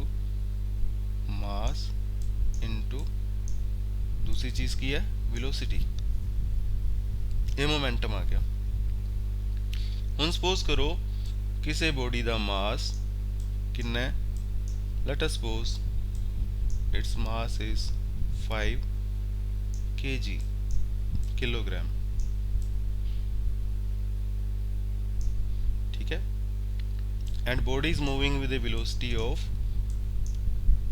10 meter per second, okay. अपन ਹੁਣ ਗੱਲ ਕਲੀਅਰ ਹੋਗੀ ਕਿ ਤੁਹਾਡੇ ਕੋਲ ਕੀ ਹੈ? ਤੁਹਾਡੇ ਕੋਲ ਕੀ ਹੈ? You are having A body, ਆ ਬੋਡੀ ਆਪਣੇ ਕੋਲ, ਠੀਕ ਹੈ। ਇਹਦਾ ਮਾਸ ਕਿੰਨਾ ਆਪਣੇ ਕੋਲ? 5 kg। ਆਪਾਂ ਲਿਖਿਆ 5 kg। ਮਾਸ ਅਸੀਂ ਕਿੰਨਾ ਲੈ ਲਿਆ? 5 kg ਲੈ ਲਿਆ, ठीक है। this is mass 5 kg। velocity ਆ ਬੋਡੀ ਸਾਡੀ ਚੱਲੀ ਜਾਂਦੀ ਹੈ with a velocity, it is moving like this with a velocity of, how much is its velocity? its velocity is 10 is 10 meter per second and its mass is how much? 5, ठीक है। ਇਹ body ਇੱਧਰ ਨੂੰ ਚੱਲੀ ਜਾਂਦੀ ਹੈ, ਇਹਦਾ momentum ਕਿੰਨਾ ਆ ਜਾਏਗਾ? ਅਸੀਂ ਇੱਥੇ ਵੈਲਿਊ ਕੈਲਕੂਲੇਟ ਕਰ ਸਕਦੇ by using this formula. We can have this formula and we can calculate momentum. ਜੇ ਤੁਹਾਨੂੰ ਪੁੱਛਿਆ ਜਾਂਦਾ ਹੈ how much will be the momentum, ਤਾਂ ਡਰ ਹੀ ਨਹੀਂ ਹੋਣਾ ਵੀ ਇਹ ਤਾਂ ਕੁਐਸਚਨ ਆ ਗਿਆ ਜੀ, ਨੂਮੈਰਿਕ ਆ ਗਿਆ ਜੀ, ਇਹ ਤਾਂ ਸਾਨੂੰ ਆਂਦਾ ਨਹੀਂ। ਇੱਥੇ ਕੈਲਕੂਲੇਟ ਕਰ ਦੋ ਮੋਮੈਂਟਮ ਕਿੰਨਾ ਆ ਜਾਊਗਾ। You write p is equal to ਕੀ ਹੁੰਦਾ ਹੈ? m into v। How much is m? m is 5, ਠੀਕ ਹੈ। Write 5 into how much is v? v is your 10 here, ठीक है। v ਦੀ ਵੈਲਿਊ ਆਪਾਂ 10 ਲਾਈ ਹੈ ਤਾਂ ਇਹ ਆਪਣੇ ਕੋਲ ਕਿੰਨੀ ਵੈਲਿਊ ਆ ਗਈ? This value come out to be 50। 5 into 10 is 50, okay. Value 50 ਆ ਗਈ। ਇਹ ਵੈਲਿਊ ਕਾਹਦੀ ਆ ਗਈ? ਮੋਮੈਂਟਮ ਦੀ। This is your p is 50। But ਹੁਣ ਇਹਦੇ ਨਾਲ ਕੀ ਲਿਖਾਂਗੇ? ਕੀ ਆ ਗਿਆ ਇਹ 50 ਕੀ? 50 ਕਿਲੋਗ੍ਰਾਮ ਆਇਆ, 50 ਨਿਊਟਨ ਆਇਆ, ਠੀਕ ਹੈ। ਕੀ ਆ ਗਿਆ? मतलब यूनिट की है ਇਹਦਾ? ਤਾਂ यूनिट ਅਸੀਂ ਐਸੇ ਚੀਜ਼ ਤੋਂ ਡਰਾਈਵ ਕਰ ਲਾਂਗੇ ਜਿਹੜਾ ਫਾਰਮੂਲਾ ਹੈ ਸਾਡਾ। m ਸੀਗਾ ਤੇ ਵੈਲੋਸਿਟੀ v ਸੀਗੀ। m ਕੀ ਹੁੰਦਾ ਹੈ? m ਕਾਹਦੇ 'ਚ ਸੀਗਾ? ਕਿਲੋਗ੍ਰਾਮ 'ਚ ਹੁੰਦਾ ਹੈ। ਵੈਲੋਸਿਟੀ ਕਾਹਦੇ 'ਚ ਹੁੰਦੀ ਹੈ? ਮੀਟਰ ਪਰ ਸੈਕਿੰਡ 'ਚ ਹੁੰਦੀ ਹੈ। ਦੋਨੋਂ ਚੀਜ਼ਾਂ ਮਲਟੀਪਲਾਈ ਹੈ, ਤੇ ਜਦੋਂ ਇਹਨੂੰ ਆਪਾਂ ਦੋਨਾਂ ਚੀਜ਼ਾਂ ਨੂੰ ਮਲਟੀਪਲਾਈ ਕਰਾਂਗੇ, ਜਿਹੜੇ ਇਹਦਾ ਵੈਲਿਊਜ਼ ਹੈ they are goat ਮਲਟੀਪਲਾਈਡ। 5 into 10 is 50। ਪਰ ਆ ਜਿਹੜਾ ਪਹਿਲਾ ਮਾਸ ਸੀਗਾ ਉਹ ਕਹਿੰਦੇ ਸੀ ਕਿਲੋਗ੍ਰਾਮ ਸੀਗਾ, ਦੂਜੀ ਚੀਜ਼ ਸਾਡੀ ਕਾਹਦੇ ਸੀ? ਮੀਟਰ ਪਰ ਸੈਕਿੰਡ ਸੀ। ਤਾਂ ਇੱਥੇ ਕੀ ਆ ਜਾਊਗਾ? ਇਹਦਾ यूनिट ਕੀ ਲਿਖ ਦਿਆਂਗੇ? ਵੀ ਵਿਲ ਰਾਈਟ ਕਿਲੋਗ੍ਰਾਮ, ਠੀਕ ਹੈ। ਆਪਾਂ ਲਿਖ ਦਾਂਗੇ ਕਿਲੋਗ੍ਰਾਮ, ਨਾਲ ਲਿਖ ਦਾਂਗੇ ਮੀਟਰ, ਫਿਰ ਲਿਖ ਦਾਂਗੇ ਪਰ, ਫਿਰ ਲਿਖ ਦਾਂਗੇ ਸੈਕਿੰਡ। ਤਾਂ ਜਿਹੜਾ ਕਿਲੋਗ੍ਰਾਮ ਮੀਟਰ ਪਰ ਸੈਕਿੰਡ ਹੈ, ਦਿਸ ਬਿਕਮ ਇਟਸ यूनिट। ਕਿੰਦਾ यूनिट ਆ ਗਿਆ ਇਹ ਰਾਜੇ? मोमेंटम दा। क्लियर हो गया? Okay. The momentum is mass into velocity. Simple है, मास ਤੁਹਾਡੇ ਕੋਲ ਹੋਏਗਾ, वेलोसिटी ਹੋਏਗੀ, ਜਿੰਨੀ ਚੀਜ਼ ਕੋਈ ਵੀ ਬੋਡੀ ਜਿੰਨੀ वेलोसिटी ਨਾਲ ਉਦੋਂ ਚੱਲੀ ਜਾਂਦੀ ਹੈ, ਉਹ वेलोसिटी ਨੂੰ ਉਹਦੇ ਮਾਸ ਨਾਲ ਮਲਟੀਪਲਾਈ ਕਰ ਦਿਆਂਗੇ। ਦੋਨਾਂ ਨੂੰ ਮਲਟੀਪਲਾਈ ਕਰਨ ਤੋਂ ਬਾਅਦ ਤੁਹਾਡੇ ਕੋਲ ਮੋਮੈਂਟਮ ਆ ਜਾਏਗਾ। ਮੋਮੈਂਟਮ ਨੂੰ ਆਪਾਂ p ਨਾਲ ਰਿਪਰੈਜ਼ੈਂਟੇਸ਼ਨ ਦੇਣੀ ਹੈ, ਐਂਡ ਮੋਮੈਂਟਮ ਦਾ ਜਿਹੜਾ ਯੂਨਿਟ ਆ ਜਾਏਗਾ ਉਹ ਆ ਜਾਏਗਾ ਕਿਲੋਗ੍ਰਾਮ ਮੀਟਰ ਪਰ ਸੈਕਿੰਡ। ਆਪਾਂ ਉਹਨੂੰ ਇੱਦਾਂ ਬੋਲਾਂਗੇ kilogram metre per second. Okay ਹੋ ਗਿਆ? Is it okay? ਕਲੀਅਰ? ठीक है। फिर इधर आ जाओ, दूसरी चीज़ अपने को मोमेंटम, पहली चीज़ आ गई momentum is product of mass and velocity, and second is it is a vector quantity. हुण वैक्टर क्वांटिटी है, क्यों वैक्टर क्वांटिटी होएगी दसो? मोमेंटम वैक्टर क्वांटिटी क्यों होएगा? असी बॉडी की वेलोसिटी की गल की सी, तो इनकी खास डायरैक्शन होएगी भी in this direction it is moving. ਜਦੋਂ ਦੋ ਚੀਜ਼ਾਂ ਨੂੰ ਮਲਟੀਪਲਾਈ ਕੀਤਾ, ਇਹਦੀ ਡਾਇਰੈਕਸ਼ਨ ਵੀ ਹੈਗੀ ਹੈ। ਇਹਦਾ ਮਤਲਬ ਜਿਹੜੀ ਆਨਸਰ ਮਲਟੀਪਲਾਈ ਕਰਕੇ ਆਇਆ ਉਹਦੇ ਵਿੱਚ ਵੀ ਡਾਇਰੈਕਸ਼ਨ ਆਊਗੀ। ਜੇ ਡਾਇਰੈਕਸ਼ਨ ਆਊਗੀ ਦੈਨ ਦਿਸ ਕੁਆਂਟੀਟੀ ਜਿਹੜਾ ਮੋਮੈਂਟਮ ਹੈ ਦਿਸ ਬਿਕਮ ਏ ਵੈਕਟਰ। ਇਹ ਵੈਕਟਰ ਕੁਆਂਟੀਟੀ ਆਊਗੀ, ਮਤਲਬ ਮੋਮੈਂਟਮ ਦੀ ਡਾਇਰੈਕਸ਼ਨ ਵੀ ਹੋਏਗੀ। ਡਾਇਰੈਕਸ਼ਨ ਕਿਹੜੀ ਹੋਏਗੀ? ਜਿਹੜੇ ਪਾਸੇ ਨੂੰ ਉਹਦੀ ਵੈਲੋਸਿਟੀ ਦੀ ਡਾਇਰੈਕਸ਼ਨ ਹੈ ਉਹੀ ਉਹ ਮੋਮੈਂਟਮ ਦੀ ਡਾਇਰੈਕਸ਼ਨ ਅਸੀਂ ਲਵਾਂਗੇ। ਤਾਂ momentum has its direction. Magnitude भी इंदा आ गया है ना, जिवें 50 असी कढ़िया सी, इट्स मैगनीच्यूड। डायरैक्शन भी आ गई, therefore this one is vector quantity. Momentum is vector quantity. ठीक है। नेक्स्ट उन्हें वही गल लिखी है कि it is denoted by p is equal to m into V. This one is the formula for momentum. ठीक है। p is equal to m into V. आप p लवांगे मोमेंटम का सिंबल, ठीक है, मास का m, वेलोसिटी का v, and this is a vector quantity। clear है? again एक एग्जांपल ਲਈ है कि ball of 1 kilogram is moving with 10 meter per second has a momentum of 10 kilogram meter per second। मास कितना सी? 1 किलोग्राम। m ਦੀ ਥਾਂ ਤੇ 1 ਪੁੱਟ up ਕਰਤਾ। v ਦੀ value ਕਿੰਨੀ ਦਿੱਤੀ? 10 ਮੀਟਰ ਪਰ ਸੈਕਿੰਡ। v ਦੀ ਥਾਂ ਤੇ 10 ਪੁੱਟ ਅਪ ਹੋ ਗਿਆ, ਤਾਂ 1 into 10 ਤੁਹਾਡਾ ਆਨਸਰ ਆ ਗਿਆ 10। देयरफॉर मोमेंटम ਦੀ ਵੈਲਿਊ ਕਿੰਨੀ ਆ ਗਈ? 10 kilogram metre per second. But unit ਦਾ ਧਿਆਨ ਰੱਖਣਾ ਬੱਚੇ, ਉਹੀ ਚੀਜ਼ ਜਿਹੜਾ ਇੱਥੇ ਯੂਨਿਟ ਕੀ ਆ ਗਿਆ, ਦੇਖੋ ਦਿਸ ਇਜ਼ ਦ ਯੂਨਿਟ। 10 ਦੇ ਨਾਲ ਕੀ ਲਿਖਿਆ ਹੋਇਆ ਹੈ? किलोग्राम मीटर पर second. This is the unit for momentum. आप की चीज़ कैलकुलेट कर रहे सी? मोमेंटम नु कैलकुलेट कर रहे सी। देखो दिस इज मोमेंटम। ओके हो गया? Clear? Next, momentum of A system remains conserved. Momentum जिहड़ा सिस्टम दा ना वो कंजर्व्ड रहिंदा। मान लो एक तुहाडे कोल पहले कोई एक सिस्टम है, कोई बॉडी है ना। सिस्टम का मतलब कि कोई बॉडी पई है ना किसी जगह के उत्ते, वो जिहड़ियां दो तीन चीज़ां हैगियां उन्हां नूं मिला के वो एक सिस्टम बन गया साडा, है ना। तो मान लो एक बॉडी पई है, उन ते असीं फोर्स लगाने आ, वो पहले रेस्ट विच है, असीं उहनूं मोशन च लियाना चाहते हैं, तो पहले उहदा मोमेंटम ते बाद विच जिहड़ा उहदा मोमेंटम है वो साडे कोल की आऊगा? कंजर्व रहूगा। कंजर्व का मतलब भी वो वैल्यू साडे कोल सेम आऊगी।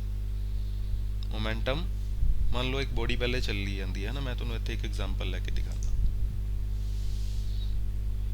सपोज करो we are having a body, ठीक है, ठीक है। तो आ जिहड़ी बॉडी है साडे कोल, इहदा पहले मास जिहड़ा हैगा, ठीक है, वो हैगा मान लो 5, वेलोसिटी हैगी 10 इंच, ये वेलोसिटी नाल मूव करी जाती है ना। This is moving with the velocity. जिवें आपां उपर एग्जांपल लई सी, ਆਪਾਂ ਇਹ एग्जांपल ਲਈ ਸੀ, ਇੱਥੇ ਬੋਡੀ ਦਾ ਮਾਸ ਕਿੰਨਾ ਸੀ? 5, ਵੈਲੋਸਿਟੀ ਕਿੰਨੀ ਸੀ? 10, ਤੇ ਇਹਦਾ ਮੋਮੈਂਟਮ ਕਿੰਨਾ ਆ ਗਿਆ? 50। ਠੀਕ ਹੈ। ਹੁਣ ਇਸ ਬੋਡੀ ਦਾ ਮੋਮੈਂਟਮ ਹੈ 50। ਹੁਣ ਆਪਾਂ ਇੱਥੇ ਦੋ ਬੋਡੀਜ਼ ਲੈ ਲਈਏ। ਮੰਨ ਲਓ ਆ ਪਹਿਲੀ ਬੋਡੀ ਹੈ, ਇਹਦਾ ਮੋਮੈਂਟਮ ਅਸੀਂ ਕਿੰਨਾ ਕੰਸੀਡਰ ਕਰਦੇ ਪਏ ਹਾਂ? ਆਹੀ 50। ਤੇ ਦੋ ਬੋਡੀਜ਼ ਹੈ ਸਾਡੇ ਕੋਲ, ਦੋਨੋਂ ਬੋਡੀਜ਼ ਕੀ ਕਰ ਰਹੀਆਂ ਕਿ ਇਹ दूसरी ਬੋਡੀ ਹੈ, ਇਹ ਵੀ ठीक है, ये इधर नूं आ रही है, ठीक है, ये बॉडी इधर नूं जा रही है। दोनों इत्थे जाके की करनगियां? इत्थे इस पॉइंट दे उपर जाके की हो जाऊगा? इत्थे जाके ये दोनों बॉडीज कोलाइड करनगियां, मतलब एक दूजे नाल टकराणगियां। ठीक है, टकरा जाणगियां ना। दो बॉडीज आंदियां पईयां तां इस पॉइंट दे उत्ते आके इत्थे जाके ये दोनों बॉडीज एक दूजे नाल टकरा गईयां, एक दूजे टकरा गईयां, विच वजियां, है ना। उस तो बाद ਉਸ ਤੋਂ ਬਾਅਦ ਕੀ ਹੁੰਦਾ ਜਨਰਲੀ, ਜਿਵੇਂ ਆਪਾਂ ਦੋ ਬੋਲਸ ਹੈ ਉਹਨਾਂ ਨੂੰ ਐ ਫਰਸ਼ ਦੇ ਉੱਤੇ ਤੁਸੀਂ ਰੋੜ ਦੋ, ਉਹ ਇੱਕ ਦੂਜੇ ਨਾਲ ਟਕਰਾਉਣ ਤੋਂ ਬਾਅਦ ਇੱਕ ਇੱਧਰ ਨੂੰ ਚਲੀ ਜਾਂਦੀ, ਇੱਕ ਇੱਧਰ ਨੂੰ ਚਲੀ ਜਾਂਦੀ, ਉਹਨਾਂ ਦੀ ਡਾਇਰੈਕਸ਼ਨ ਚੇਂਜ ਹੋ ਜਾਂਦੀ। ਜਿਵੇਂ ਆਪਾਂ ਕੈਰਮ ਬੋਰਡ 'ਚ ਖੇਲਦੇ ਆ ਨਾ, ਸਟ੍ਰਾਈਕਰ ਨਾਲ ਦੂਸਰੀ ਤੇ ਜਾ ਕੇ ਵੱਜਦੀ, ਉਹ ਇੱਧਰ ਚਲੀ ਜਾਂਦੀ, ਉਹ ਇੱਧਰ ਚਲੀ ਜਾਂਦੀ ਹੈ ਨਾ। ਤਾਂ ਇੱਕ ਬੋਡੀ ਸਾਡੀ ਇੱਧਰ ਨੂੰ ਚਲੀ ਜਾਊਗੀ, ਇੱਕ ਬੋਡੀ ਮੰਨ ਲਓ ਦੂਸਰੀ ਬੋਡੀ ਸਾਡੀ, ਸੈਕਿੰਡ ਬੋਡੀ ਸਾਡੀ ਮੰਨ ਲਓ ਇੱਧਰਲੇ ਪਾਸੇ ਨੂੰ ਚਲੀ ਜਾਊਗੀ।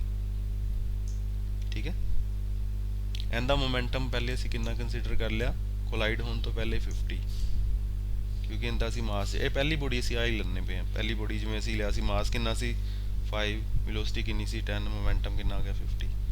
ਦੂਜੀ ਬੋਡੀ ਇਦਾਂ ਦੀ ਸੀ ਜਿੰਦਾ ਮਾਸ ਸੀਗਾ, ਸਪੋਜ਼ ਕਰੋ ਮਾਸ ਸੀਗਾ ਇੱਥੇ 15, ਮਾਸ ਕਿੰਨਾ ਸੀ ਦੂਜੀ ਬੋਡੀ ਦਾ 15, ਵੈਲੋਸਿਟੀ ਮੰਨ ਲਓ 10 ਨਹੀਂ ਸੀ, ਤਾਂ 15 ਇੰਟੂ 10 ਦੂਜੀ ਬੋਡੀ ਦਾ ਮੋਮੈਂਟਮ ਕਿੰਨਾ ਆ ਜਾਊਗਾ 150। ਤਾਂ ਇਹਦਾ ਪਹਿਲੇ ਮੋਮੈਂਟਮ ਜਿਹੜਾ ਹੈ ਉਹ ਕਿੰਨਾ ਹੈ 150 ਹੈ ਕੋਲਾਈਡ ਹੋਣ ਤੋਂ ਪਹਿਲੇ। ਜਦੋਂ ਇੱਕ ਦੂਜੇ 'ਚ ਵੱਜੀਆਂ ਤਾਂ ਕੁਝ ਫਰਕ ਪੈ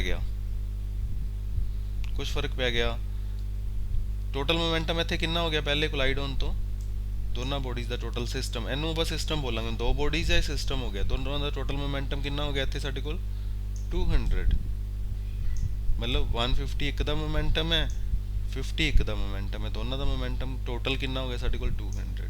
ਕੋਲਾਈਡ ਹੋ ਗਈਆਂ, ਕੋਲਾਈਡ ਹੋਣ ਤੋਂ ਬਾਅਦ ਜ਼ਰੂਰੀ ਤਾਂ ਨਹੀਂ ਸੇਮ ਵੈਲੋਸਿਟੀ ਰਹੂਗੀ, ਇਹਦੀ ਵੈਲੋਸਿਟੀ ਕਿੰਨੀ ਸੀ ਪਹਿਲੀ ਬੋਡੀ ਦੀ, ਕਿੰਨੀ ਸੀ 10, ਦੂਜੀ ਦੀ ਵੈਲੋਸਿਟੀ ਕਿੰਨੀ ਸੀ 10, ਮਾਸ ਕਿੰਨਾ ਸੀ ਇਹਦਾ ਪਹਿਲੀ ਬੋਡੀ ਦਾ 5, ਇਹਦਾ ਮਾਸ ਕਿੰਨਾ ਸੀਗਾ 15। ਠੀਕ ਹੈ, ਕਲੀਅਰ ਹੈ। ਹੁਣ ਦੇਖੋ ਹੁਣ ਕੀ ਕਨਸੈਪਟ ਹੈ ਸਾਡੇ ਕੋਲ, ਵੀ ਮੰਨ ਲਓ ਆ ਜਿਹੜੀ ਦੂਸਰੀ ਬੋਡੀ ਹੈ ਇਹਦੀ ਵੈਲੋਸਿਟੀ ਜਿਹੜੀ 10 ਸੀਗੀ, 10 ਤੋਂ ਘੱਟ ਕੇ ਮੰਨ ਲਓ 5 ਰਹਿ ਜੇ ਬਾਅਦ ਵਿੱਚ, ਕਿੰਨੀ ਵੈਲੋਸਿਟੀ ਆ ਮੰਨ ਲਓ ਆ ਸੈਕਿੰਡ ਬੋਡੀ ਥੱਲੇ ਨੂੰ ਚੱਲੀ ਹੈ, ਇਹਦੀ ਵੈਲੋਸਿਟੀ ਕਿੰਨੀ ਹੈ 5 ਮੀਟਰ ਪਰ ਸੈਕਿੰਡ, ਮਾਸ ਤਾਂ ਉਹੀ ਰਹੂਗਾ ਜਿੰਨਾ ਸੀਗਾ, ਮਾਸ ਕਿੰਨਾ ਸੀ ਇਹਦਾ 15 ਕਿਲੋਗ੍ਰਾਮ, ਮਾਸ ਤਾਂ ਉਹੀ ਰਹਿ ਗਿਆ 15, ਵੈਲੋਸਿਟੀ ਘਟ ਗਈ 5 ਰਹਿ ਗਈ, ਪਹਿਲੇ ਕਿੰਨੀ ਸੀਗੀ 10 ਸੀਗੀ, 10 ਮੀਟਰ ਪਰ ਸੈਕਿੰਡ, ਹੁਣ ਕਿੰਨੀ ਰਹਿ ਗਈ 5।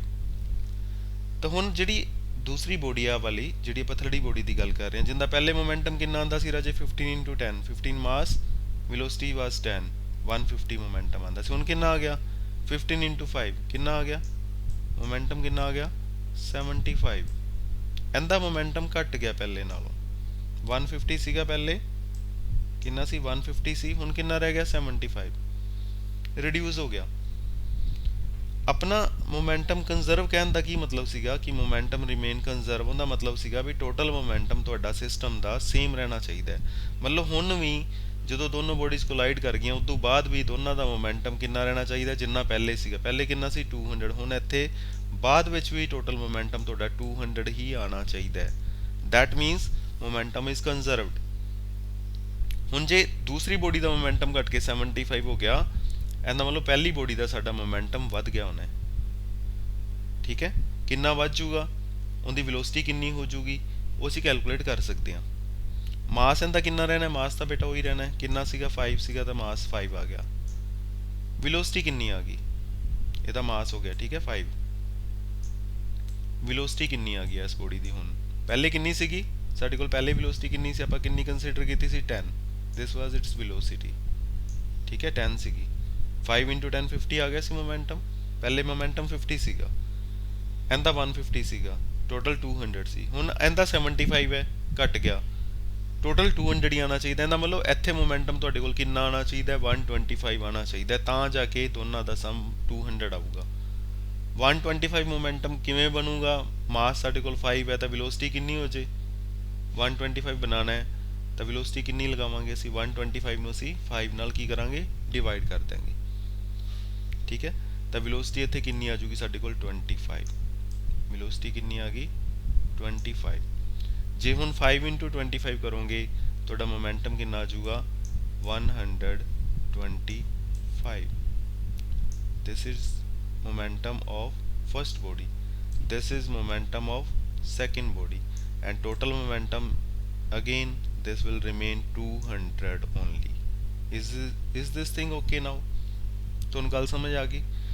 ਕਹਿਣ ਦਾ ਮਤਲਬ ਇਹ ਸੀਗਾ, ਜਿਹੜਾ ਇੱਧਰ ਗੱਲ ਲਿਖੀ ਸੀਗੀ, momentum of a system remains conserved। Clear ਹੋ ਗਿਆ? ਕੰਜ਼ਰਵਡ ਦਾ ਮਤਲਬ ਮੋਮੈਂਟਮ ਤੁਹਾਡਾ ਸੇਮ ਰਹੂਗਾ, ਇਟ ਵਿਲ ਨੋਟ ਚੇਂਜ। ਕਿੰਦਾ ਮੋਮੈਂਟਮ? ਇੱਕ ਸਿਸਟਮ ਦਾ, ਕੱਲੀ ਬੋਡੀ ਦਾ ਮੋਮੈਂਟਮ ਚੇਂਜ ਹੋ ਸਕਦਾ ਹੈ, ਨੋ ਡਾਊਟ। ਜਿਵੇਂ ਆਪਾਂ ਇੱਥੇ ਗੱਲ ਕਰ ਰਹੇ ਹਾਂ, ਇੱਥੇ ਆਪਾਂ ਹੁਣ ਦੋ ਬੋਡੀਜ਼ ਲੈ ਲਈਆਂ ਬੱਚੇ। ਇਹ ਤੁਹਾਡੀ ਮੰਨ ਲਓ ਆ ਤੁਹਾਡੀ ਬੋਡੀ A ਹੈ, ਮੈਂ ਇਹਨੂੰ ਦੁਬਾਰਾ ਥੋੜਾ ਲਿਖ ਦਿੰਨਾ ਵੀ ਇਹ ਬੋਡੀ ਕਿਹੜੀ ਹੈ। ਠੀਕ ਹੈ, ਆ ਬੋਡੀ ਸਾਡੀ ਕਿਹੜੀ ਹੈ? This is our body A। ਠੀਕ ਹੈ,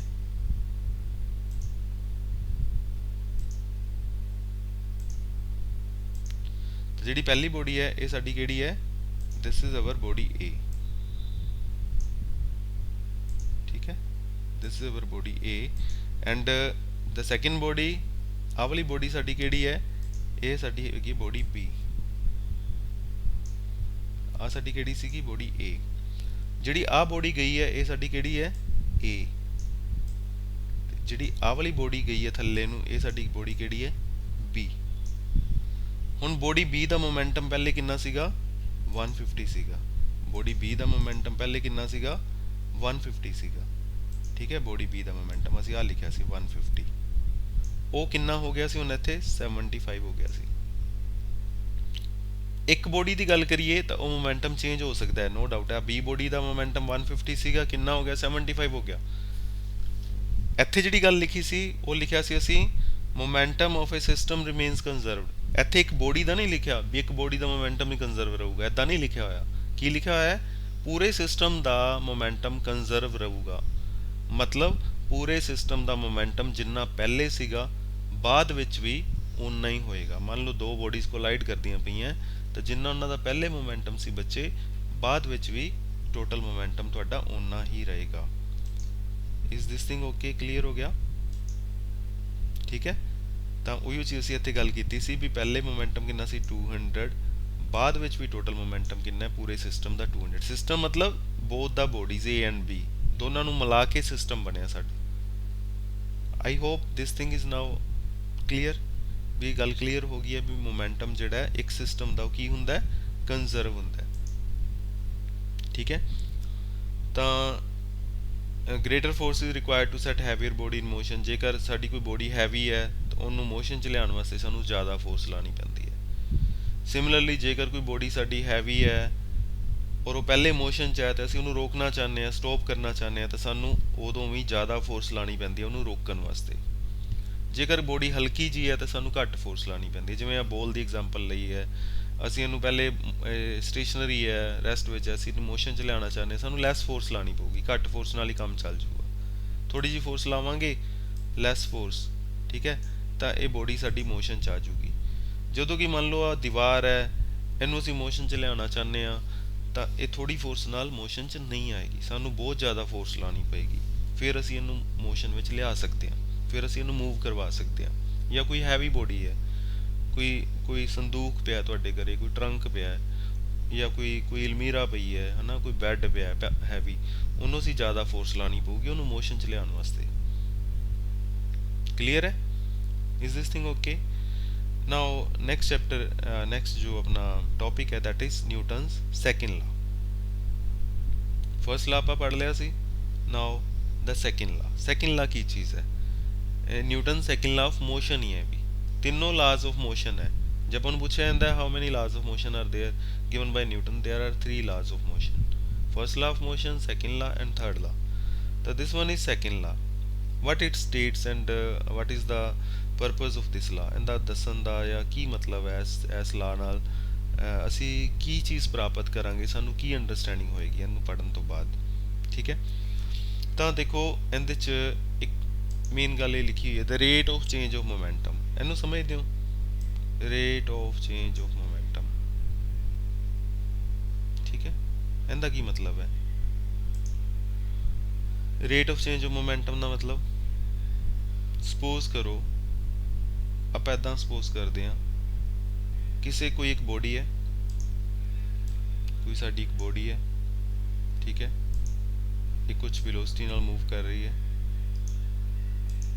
ਤਾਂ ਇਹਦਾ ਪਹਿਲੇ ਕੁਝ ਮੋਮੈਂਟਮ ਹੋਏਗਾ, ਉਹ ਮੋਮੈਂਟਮ ਨੂੰ ਅਸੀਂ ਮੰਨ ਲਓ ਉਸ ਮੋਮੈਂਟਮ ਨੂੰ ਅਸੀਂ ਇੱਕ ਨਾਮ ਦੇ ਦਿੰਦੇ ਆ ਕਿੰਨਾ P1 P1 ਮਤਲਬ ਪਹਿਲਾ ਮੋਮੈਂਟਮ।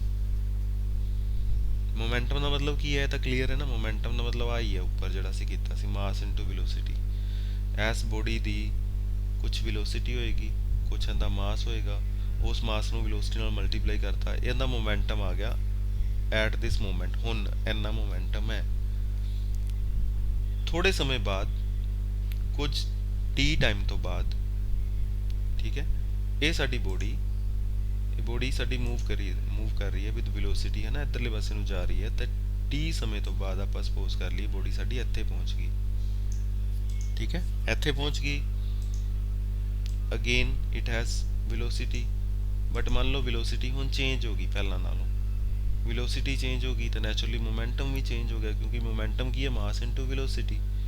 ਤਾਂ ਹੁਣ ਇੱਥੇ ਸੈਕਿੰਡ ਟਾਈਮ ਅਸੀਂ ਦੇਖਿਆ ਜਦੋਂ, ਤਾਂ ਮੋਮੈਂਟਮ ਦੀ ਵੈਲਿਊ ਸਾਡੇ ਕੋਲ ਆ ਗਈ P2। ਜਿਹੜਾ ਹੁਣ ਮੋਮੈਂਟਮ ਆ ਗਿਆ ਉਹਨੂੰ ਅਸੀਂ ਕੀ ਲੈਣੇ ਪਏ ਆ, P2। ਪਹਿਲੇ ਮੋਮੈਂਟਮ ਨੂੰ ਅਸੀਂ ਕੀ ਲੈ ਲਿਆ, P1। ਜਿਵੇਂ ਮੰਨ ਲਓ ਇੱਥੇ ਆਪਾਂ ਆ ਐਗਜ਼ਾਮਪਲ ਲਈ ਸੀ, ਪਹਿਲੇ ਮੋਮੈਂਟਮ ਸਾਡਾ ਕਿੰਨਾ ਸੀ, 50।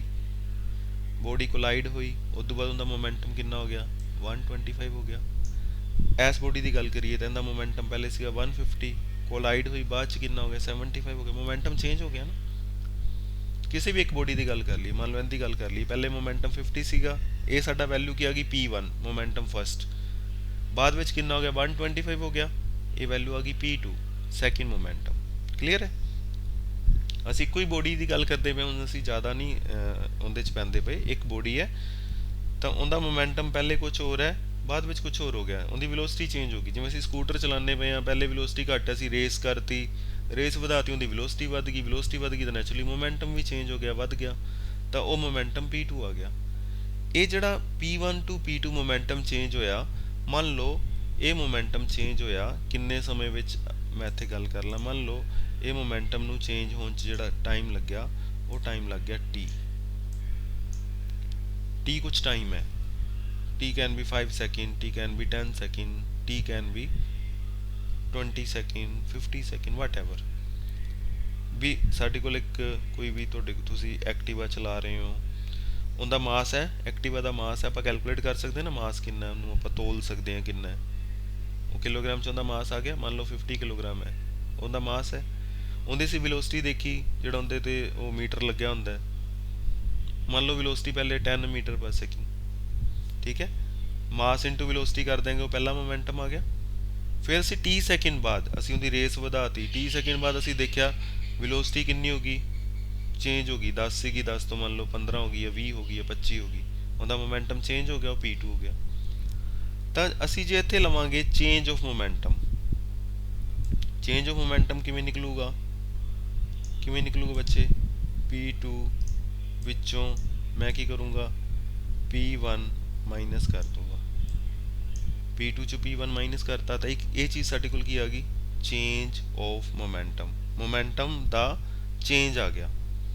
ਵੀ ਪਹਿਲੇ ਮੋਮੈਂਟਮ ਕਿੰਨਾ ਸੀਗਾ, ਪਹਿਲੇ ਮੋਮੈਂਟਮ ਕਿੰਨਾ ਸੀ, P1 ਸੀਗਾ, ਬਾਅਦ ਵਿੱਚ ਮੋਮੈਂਟਮ ਕਿੰਨਾ ਹੋ ਗਿਆ, P2 ਹੋ ਗਿਆ। ਚੇਂਜ ਕਿੰਨਾ ਆ ਗਿਆ, ਚੇਂਜ ਅਸੀਂ ਕੱਢ ਸਕਦੇ ਨਾ P2 ਮਾਈਨਸ P1। ਜਿਵੇਂ ਇੱਥੇ ਅਸੀਂ ਗੱਲ ਕਰੀ, ਪਹਿਲੇ ਮੋਮੈਂਟਮ ਕਿੰਨਾ ਸੀ, 50, ਬਾਅਦ ਵਿੱਚ ਮੋਮੈਂਟਮ ਕਿੰਨਾ ਆ ਗਿਆ, 125। ਚੇਂਜ ਕਿੰਨਾ ਹੋ ਗਿਆ, ਕਿੰਨਾ ਚੇਂਜ ਹੋ ਗਿਆ, ਕਿਵੇਂ ਕੈਲਕੂਲੇਟ ਕਰਾਂਗੇ, 125 ਚੋਂ 50 ਮਾਈਨਸ ਕਰ ਦੋ, ਇਹ ਚੇਂਜ ਹੋ ਗਿਆ ਨਾ, ਇੰਨਾ ਬਦਲਾਅ ਆ ਗਿਆ ਮੋਮੈਂਟਮ 'ਚ। ਪਹਿਲੇ 50 ਸੀਗਾ, ਹੁਣ 125 ਹੋ ਗਿਆ, ਤਾਂ ਅਸੀਂ 125 ਵਿੱਚੋਂ 50 ਮਾਈਨਸ ਕਰ ਦਿਆਂਗੇ, ਇਹ ਚੇਂਜ ਆਫ ਮੋਮੈਂਟਮ ਹੋ ਗਿਆ। ਓਕੇ, ਐਵੇਂ ਅਸੀਂ ਇੱਥੇ ਕਰਦੇ ਪਏ ਹਾਂ। ਇੱਥੇ ਅਸੀਂ ਹੁਣ ਵੈਲਿਊਜ਼ ਨਹੀਂ ਲੈਂਦੇ ਪਏ ਵੀ 15 20 25 50 ਨਹੀਂ ਲੈਂਦੇ ਪਏ, ਅਸੀਂ ਉਹਨੂੰ ਕੀ ਲੈਂਦੇ ਪਏ ਹਾਂ, P1 P2 ਦੀ ਫਾਰਮ 'ਚ, ਕਿੰਨੀ ਵੀ ਵੈਲਿਊ ਹੋਵੇ। ਪਹਿਲਾ ਮੋਮੈਂਟਮ P1 ਉਹਦੀ ਵੈਲਿਊ ਕੁਝ ਵੀ ਹੋਵੇ, ਦੂਜਾ ਮੋਮੈਂਟਮ P2 ਉਹਦੀ ਵੈਲਿਊ ਕੁਝ ਵੀ ਹੋਵੇ, ਅਸੀਂ ਉਹਨਾਂ ਵੈਲਿਊਜ਼ ਨੂੰ ਮਾਈਨਸ ਕਰ ਦਾਂਗੇ, ਤਾਂ this will be change of momentum. ਠੀਕ ਹੈ। ਅਸੀਂ ਇੱਧਰ ਗੱਲ ਕੀ ਕਰ ਰਹੇ ਸੀਗੇ, ਇੱਧਰ ਅਸੀਂ ਗੱਲ ਸ਼ੁਰੂ ਕੀਤੀ ਸੀ rate of change of momentum. ਹੁਣ ਤੁਹਾਨੂੰ ਇੰਨੀ ਗੱਲ ਸਮਝ ਆ ਗਈ। ਜੇ ਮੈਂ ਦੇਖੋ ਇਹਨੂੰ ਦੁਬਾਰਾ ਦੇਖਾਂ, ਜੇ ਆਪਾਂ ਇਹਦੀ ਗੱਲ ਕਰੀਏ, ਹਜੇ ਸਿਰਫ change of momentum, change of momentum clear ਹੋ ਗਿਆ ਤੁਹਾਨੂੰ। ਆਹ ਚੀਜ਼ ਜਿਹੜੀ ਆ ਜੂਗੀ, ਆਹ ਚੀਜ਼ ਆ ਗਈ ਜਿਹੜੀ P2 ਮਾਈਨਸ P1, ਇਹ ਚੇਂਜ ਆਫ ਮੋਮੈਂਟਮ ਆ ਗਿਆ। ਓਕੇ, ਜਿਹੜਾ ਅਸੀਂ ਨਿਊਟਨ ਸਾਈਕਲ ਦਾ ਪੜ੍ਹਨ ਲੱਗੇ ਸੀ ਉਹਦੇ ਸਾਡੇ ਕੋਲ ਇੱਕ ਸ਼ਬਦ ਆਇਆ ਸੀ rate of change of momentum. ਇੱਥੇ ਮੈਨੂੰ ਤੁਹਾਨੂੰ थोड़ा चेंज कर देना कलर। द रेट ऑफ, ਇਹ ਪੂਰਾ ਸਿੱਧੀ ਇੱਕੋ ਹੀ ਲਾਈਨ ਇਹਨੂੰ ਪੜ੍ਹਨਾ, rate of change of momentum. ਹੁਣ ਚੇਂਜ ਆਫ ਮੋਮੈਂਟਮ ਦਾ ਸਾਨੂੰ ਪਤਾ ਲੱਗ ਗਿਆ, ਉਹ ਆ ਚੀਜ਼ ਆ ਗਈ। ਦੋ ਮੋਮੈਂਟਮ ਹੈ, ਉਹਨਾਂ ਦਾ ਮਾਈਨਸ ਕਰ ਦੋ, ਉਹ ਸਾਡੇ ਕੋਲ ਆ ਗਿਆ ਚੇਂਜ ਆਫ ਮੋਮੈਂਟਮ। ਹੁਣ rate of change of momentum ਦਾ ਕੀ ਮਤਲਬ ਹੁੰਦਾ ਹੈ? ਜਦੋਂ ਅਸੀਂ rate of change of momentum, ਆ ਜਿਹੜੀ ਚੀਜ਼ ਲਿਖੀ ਹੋਈ ਤੁਹਾਡੇ ਸਾਹਮਣੇ, this value P2 minus P1, this value is your change of momentum, ਉਹ ਆ ਵਾਲੀ ਚੀਜ਼ ਹੈ ਚੇਂਜ ਆਫ ਮੋਮੈਂਟਮ। ਠੀਕ ਹੈ, ਜਿਹੜੀ ਚੇਂਜ ਆਫ ਮੋਮੈਂਟਮ ਹੈ ਉਹ ਸਾਡੇ ਕੋਲ ਹੈ P2 minus P1। ਹੁਣ rate of change of momentum ਦਾ ਮਤਲਬ ਬੇਟਾ ਇਹ ਹੋ ਗਿਆ ਵੀ ਜਿਹੜਾ ਚੇਂਜ ਆਫ ਮੋਮੈਂਟਮ ਹੈ ਉਹਨੂੰ ਤੁਸੀਂ ਟਾਈਮ ਨਾਲ ਡਿਵਾਈਡ ਕਰ ਦਿਓਗੇ, ਜਿੰਨੇ ਟਾਈਮ 'ਚ ਚੇਂਜ ਹੋਇਆ ਸੀ ਉਸ ਟਾਈਮ ਨਾਲ ਜੇ ਆਪਾਂ ਡਿਵਾਈਡ ਕਰ ਦਿਆਂਗੇ ਕਿਹਨੂੰ, ਚੇਂਜ ਆਫ ਮੋਮੈਂਟਮ ਨੂੰ, ਉਹ ਬਣ ਜੂਗਾ rate of change of momentum. ਗੱਲ ਕਲੀਅਰ ਹੋ ਗਈ? ਮੇਰੇ ਕਹਿਣ ਦਾ ਮਤਲਬ ਇਹ ਹੈ ਵੀ ਆਹ ਇਕੱਲਾ ਜਿਹੜੀ ਗੱਲ ਲਿਖੀ ਹੋਈ ਹੈ ਇਹ ਹੈ change of momentum P2 minus P1, ਇਹ ਚੇਂਜ ਆਫ ਮੋਮੈਂਟਮ ਹੈ। ਦੇਖੋ ਇਹ ਚੇਂਜ ਆਫ ਮੋਮੈਂਟਮ ਨੂੰ ਮੈਂ ਕੀ ਕਰਾਂ, ਜੇਕਰ ਇਸ ਚੇਂਜ ਆਫ ਮੋਮੈਂਟਮ ਨੂੰ ਆਪਾਂ ਡਿਵਾਈਡ ਕਰ ਦਈਏ, ਠੀਕ ਹੈ, ਕਿੰਦੇ ਨਾਲ ਡਿਵਾਈਡ ਕਰ ਦਈਏ, ਵਿਦ ਟਾਈਮ। ਇਹਨੂੰ ਮੈਂ ਇੱਥੇ ਲਿਖੂੰਗਾ ਬਟਾ, ਠੀਕ ਹੈ, ਇਹਨੂੰ ਅਸੀਂ ਕੀ ਲਿਖਾਂਗੇ, ਇਟ ਇਜ਼ ਡਿਵਾਈਡਡ ਬਾਈ, ਥੱਲੇ ਕੀ ਲਿਖ ਦਿਆਂਗੇ, ਟੀ।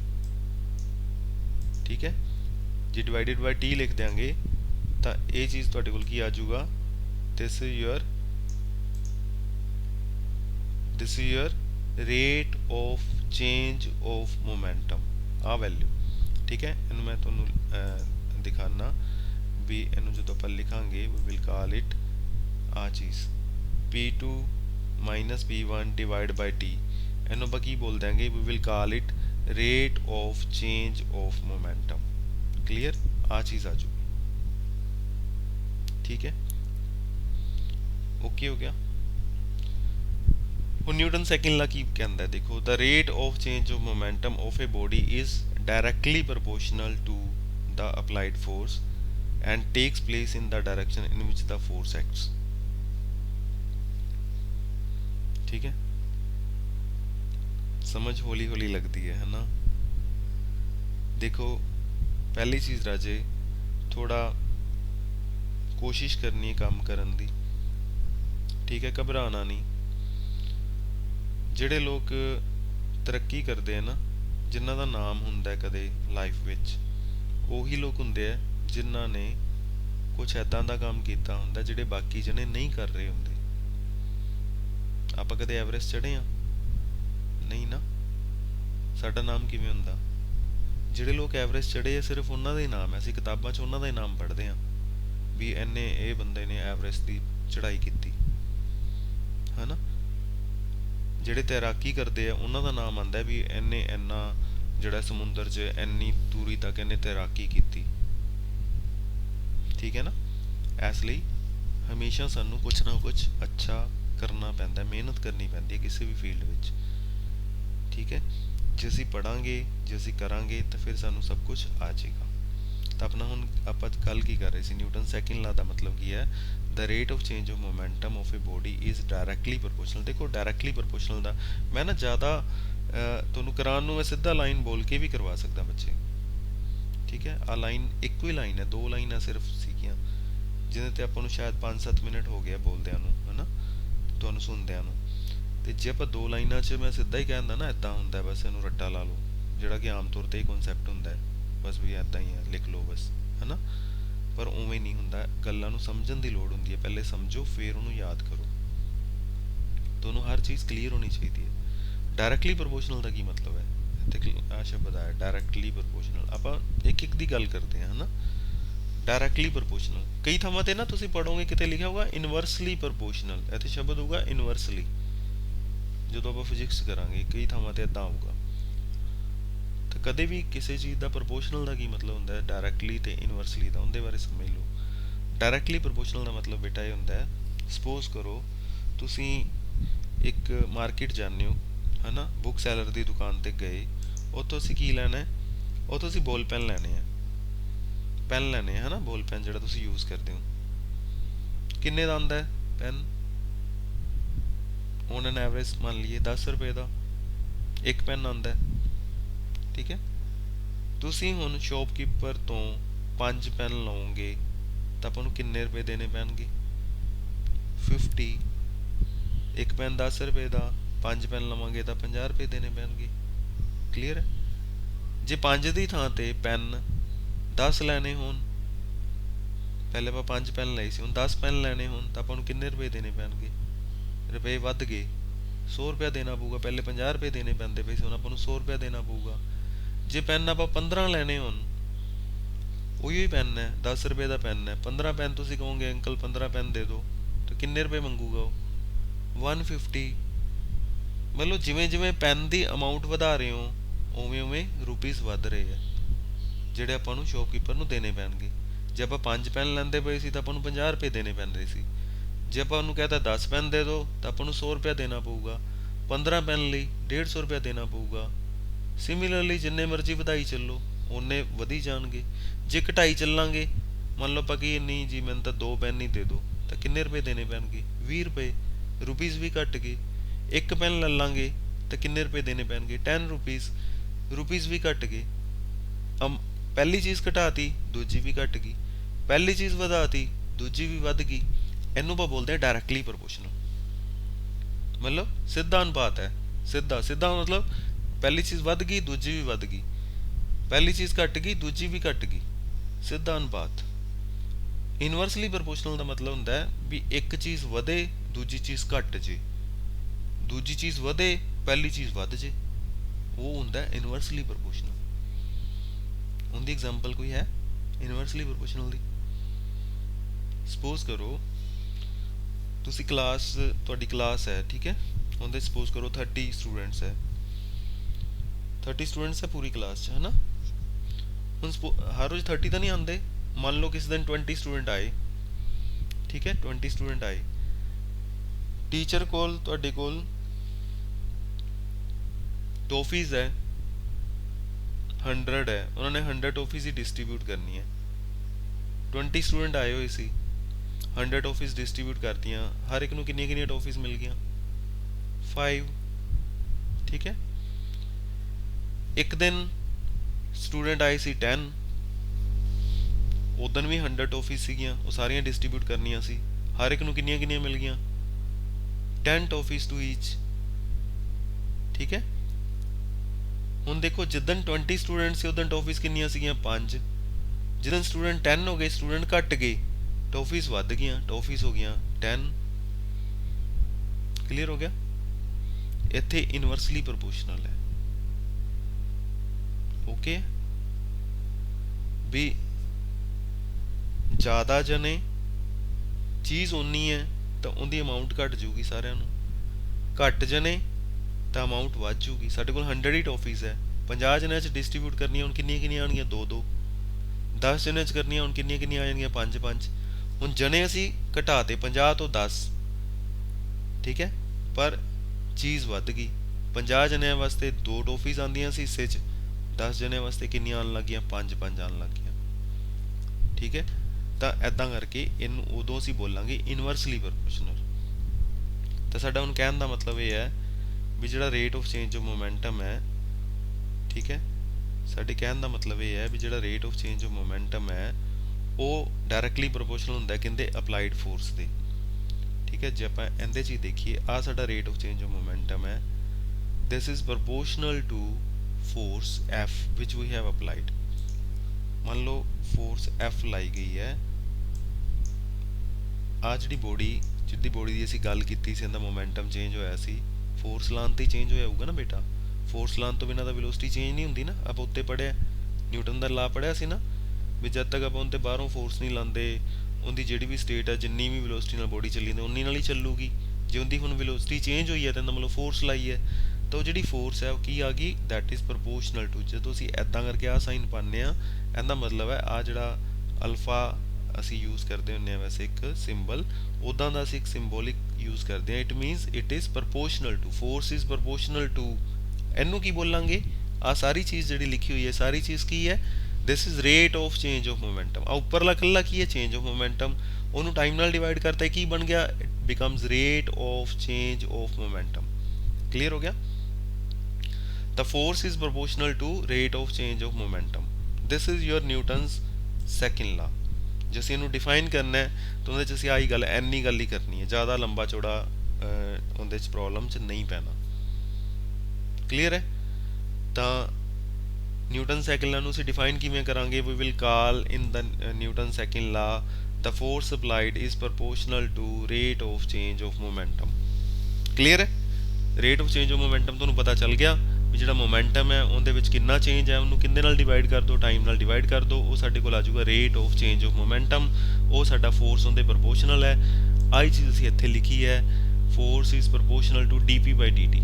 ਇੱਥੇ dp ਦਾ ਮਤਲਬ ਕੀ ਹੈ? Change of momentum. dp is change of momentum.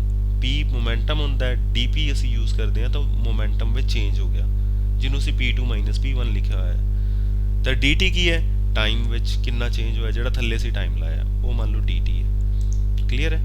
ਤਾਂ ਫਿਰ ਅਸੀਂ ਜਦੋਂ ਪ੍ਰੋਪੋਰਸ਼ਨੈਲਿਟੀ ਸਾਈਨ, ਹਮੇਸ਼ਾ ਕਦੇ ਵੀ ਪ੍ਰੋਪੋਰਸ਼ਨੈਲਿਟੀ ਸਾਈਨ ਕਿਤੇ ਵੀ ਲੱਗਿਆ ਹੋਇਆ, ਮੰਨ ਲਓ ਇੱਥੇ ਲੱਗਿਆ ਹੋਇਆ ਹੈ, ਤੁਸੀਂ ਇਹਨੂੰ ਜੇ ਰਿਮੂਵ ਕਰੋਗੇ, ਤੁਸੀਂ ਇਹਦੀ ਥਾਂ ਤੇ ਇਕੁਅਲ ਸਾਈਨ ਯੂਜ਼ ਕਰਦੇ ਹੋ। ਮੰਨ ਲਓ ਤੁਸੀਂ ਲਿਖਦੇ ਹੋ force is equal to, proportionality sign ਦੀ ਥਾਂ ਤੇ ਅਸੀਂ ਕੀ ਯੂਜ਼ ਕਰਤਾ? Equal sign. ਤਾਂ ਹਮੇਸ਼ਾ ਸਾਨੂੰ ਜਿਹੜੀ ਵੀ ਵੈਲਿਊ ਸੀ ਉਹਨੂੰ ਇੱਕ ਕੌਂਸਟੈਂਟ ਨਾਲ ਮਲਟੀਪਲਾਈ ਕਰਨਾ ਪੈਂਦਾ ਹੈ। ਇਹ ਸਾਡਾ ਇੱਕ ਜਨਰਲ ਰੂਲ ਹੈ। ਇੱਥੇ ਜਿਵੇਂ ਅਸੀਂ ਆਹ ਚੀਜ਼ ਕੀ ਯੂਜ਼ ਕਰਦੇ ਪਏ ਹਾਂ, we are using here k, k is constant proportionality, k into dp/dt। dp/dt ਸਾਡੀ ਆਹੀ ਚੀਜ਼ ਹੈ ਜਿਹੜੀ ਅਸੀਂ ਆਹ ਲਿਖੀ ਹੋਈ ਹੈ, p2 - p1/t। this can also be written as dp divided by dt। we can write it dp/dt। dt is your change in time, dp your change in momentum, that is force is proportional to dp/dt।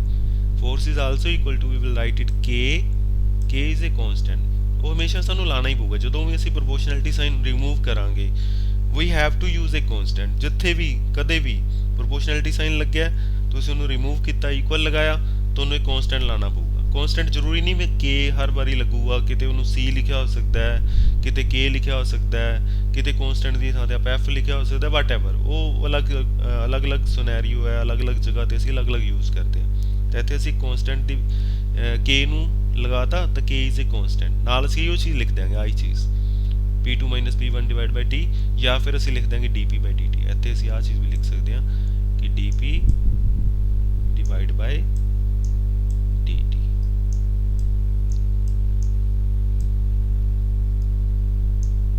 ठीक है? we can also write force is equal to k into dp/dt। this is your Newton's second law। okay, clear ਹੋ ਗਿਆ? okay ਹੋ ਗਿਆ? ਹੁਣ ਦੇਖੋ, ਜੇ ਆਪਾਂ ਗੱਲ ਕਰੀਏ ਇੱਥੇ ਵੀ ਜਿਹੜਾ ਮੋਮੈਂਟਮ ਹੈ dp/dt, k ਕੌਨਸਟੈਂਟ ਸੀਗਾ, ਠੀਕ ਹੈ? ਮੰਨ ਲਓ k ਦੀ ਵੈਲਿਊ 1 ਵੀ ਹੋ ਸਕਦੀ ਹੈ ਨਾ, ਕੌਨਸਟੈਂਟ ਹੈ, ਕੌਨਸਟੈਂਟ ਦੀ ਵੈਲਿਊ ਕੁਝ ਵੀ ਹੋ ਸਕਦੀ ਹੈ। ਸਪੋਜ਼ ਕਰ ਲਿਆ ਆਪਾਂ 1 ਹੈ, ਤਾਂ ਇਹਦਾ ਮਤਲਬ f is equal to dp/dt ਆ ਗਿਆ। ਠੀਕ ਹੈ?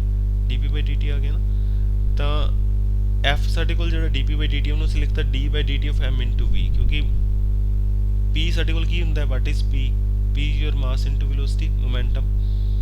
ਠੀਕ ਹੈ? ਤਾਂ m into dp/dt we will write, ਇਹਨੂੰ ਇੱਧਰ ਮੈਂ ਤੁਹਾਨੂੰ ਦੱਸਦਾ। ਦੇਖੋ, ਅਸੀਂ ਮੋਮੈਂਟਮ ਲਿਖ ਰਹੇ ਹਾਂ ਬੇਟਾ, ਮੋਮੈਂਟਮ p, ਇਹ ਸਾਡੇ ਕੋਲ ਕਿੰਦੇ ਇਕੁਅਲ ਸੀਗਾ? ਮੋਮੈਂਟਮ ਕਿੰਦੇ ਇਕੁਅਲ ਸੀਗਾ? ਮੈਨੂੰ ਦੱਸੂਗਾ what is momentum? momentum was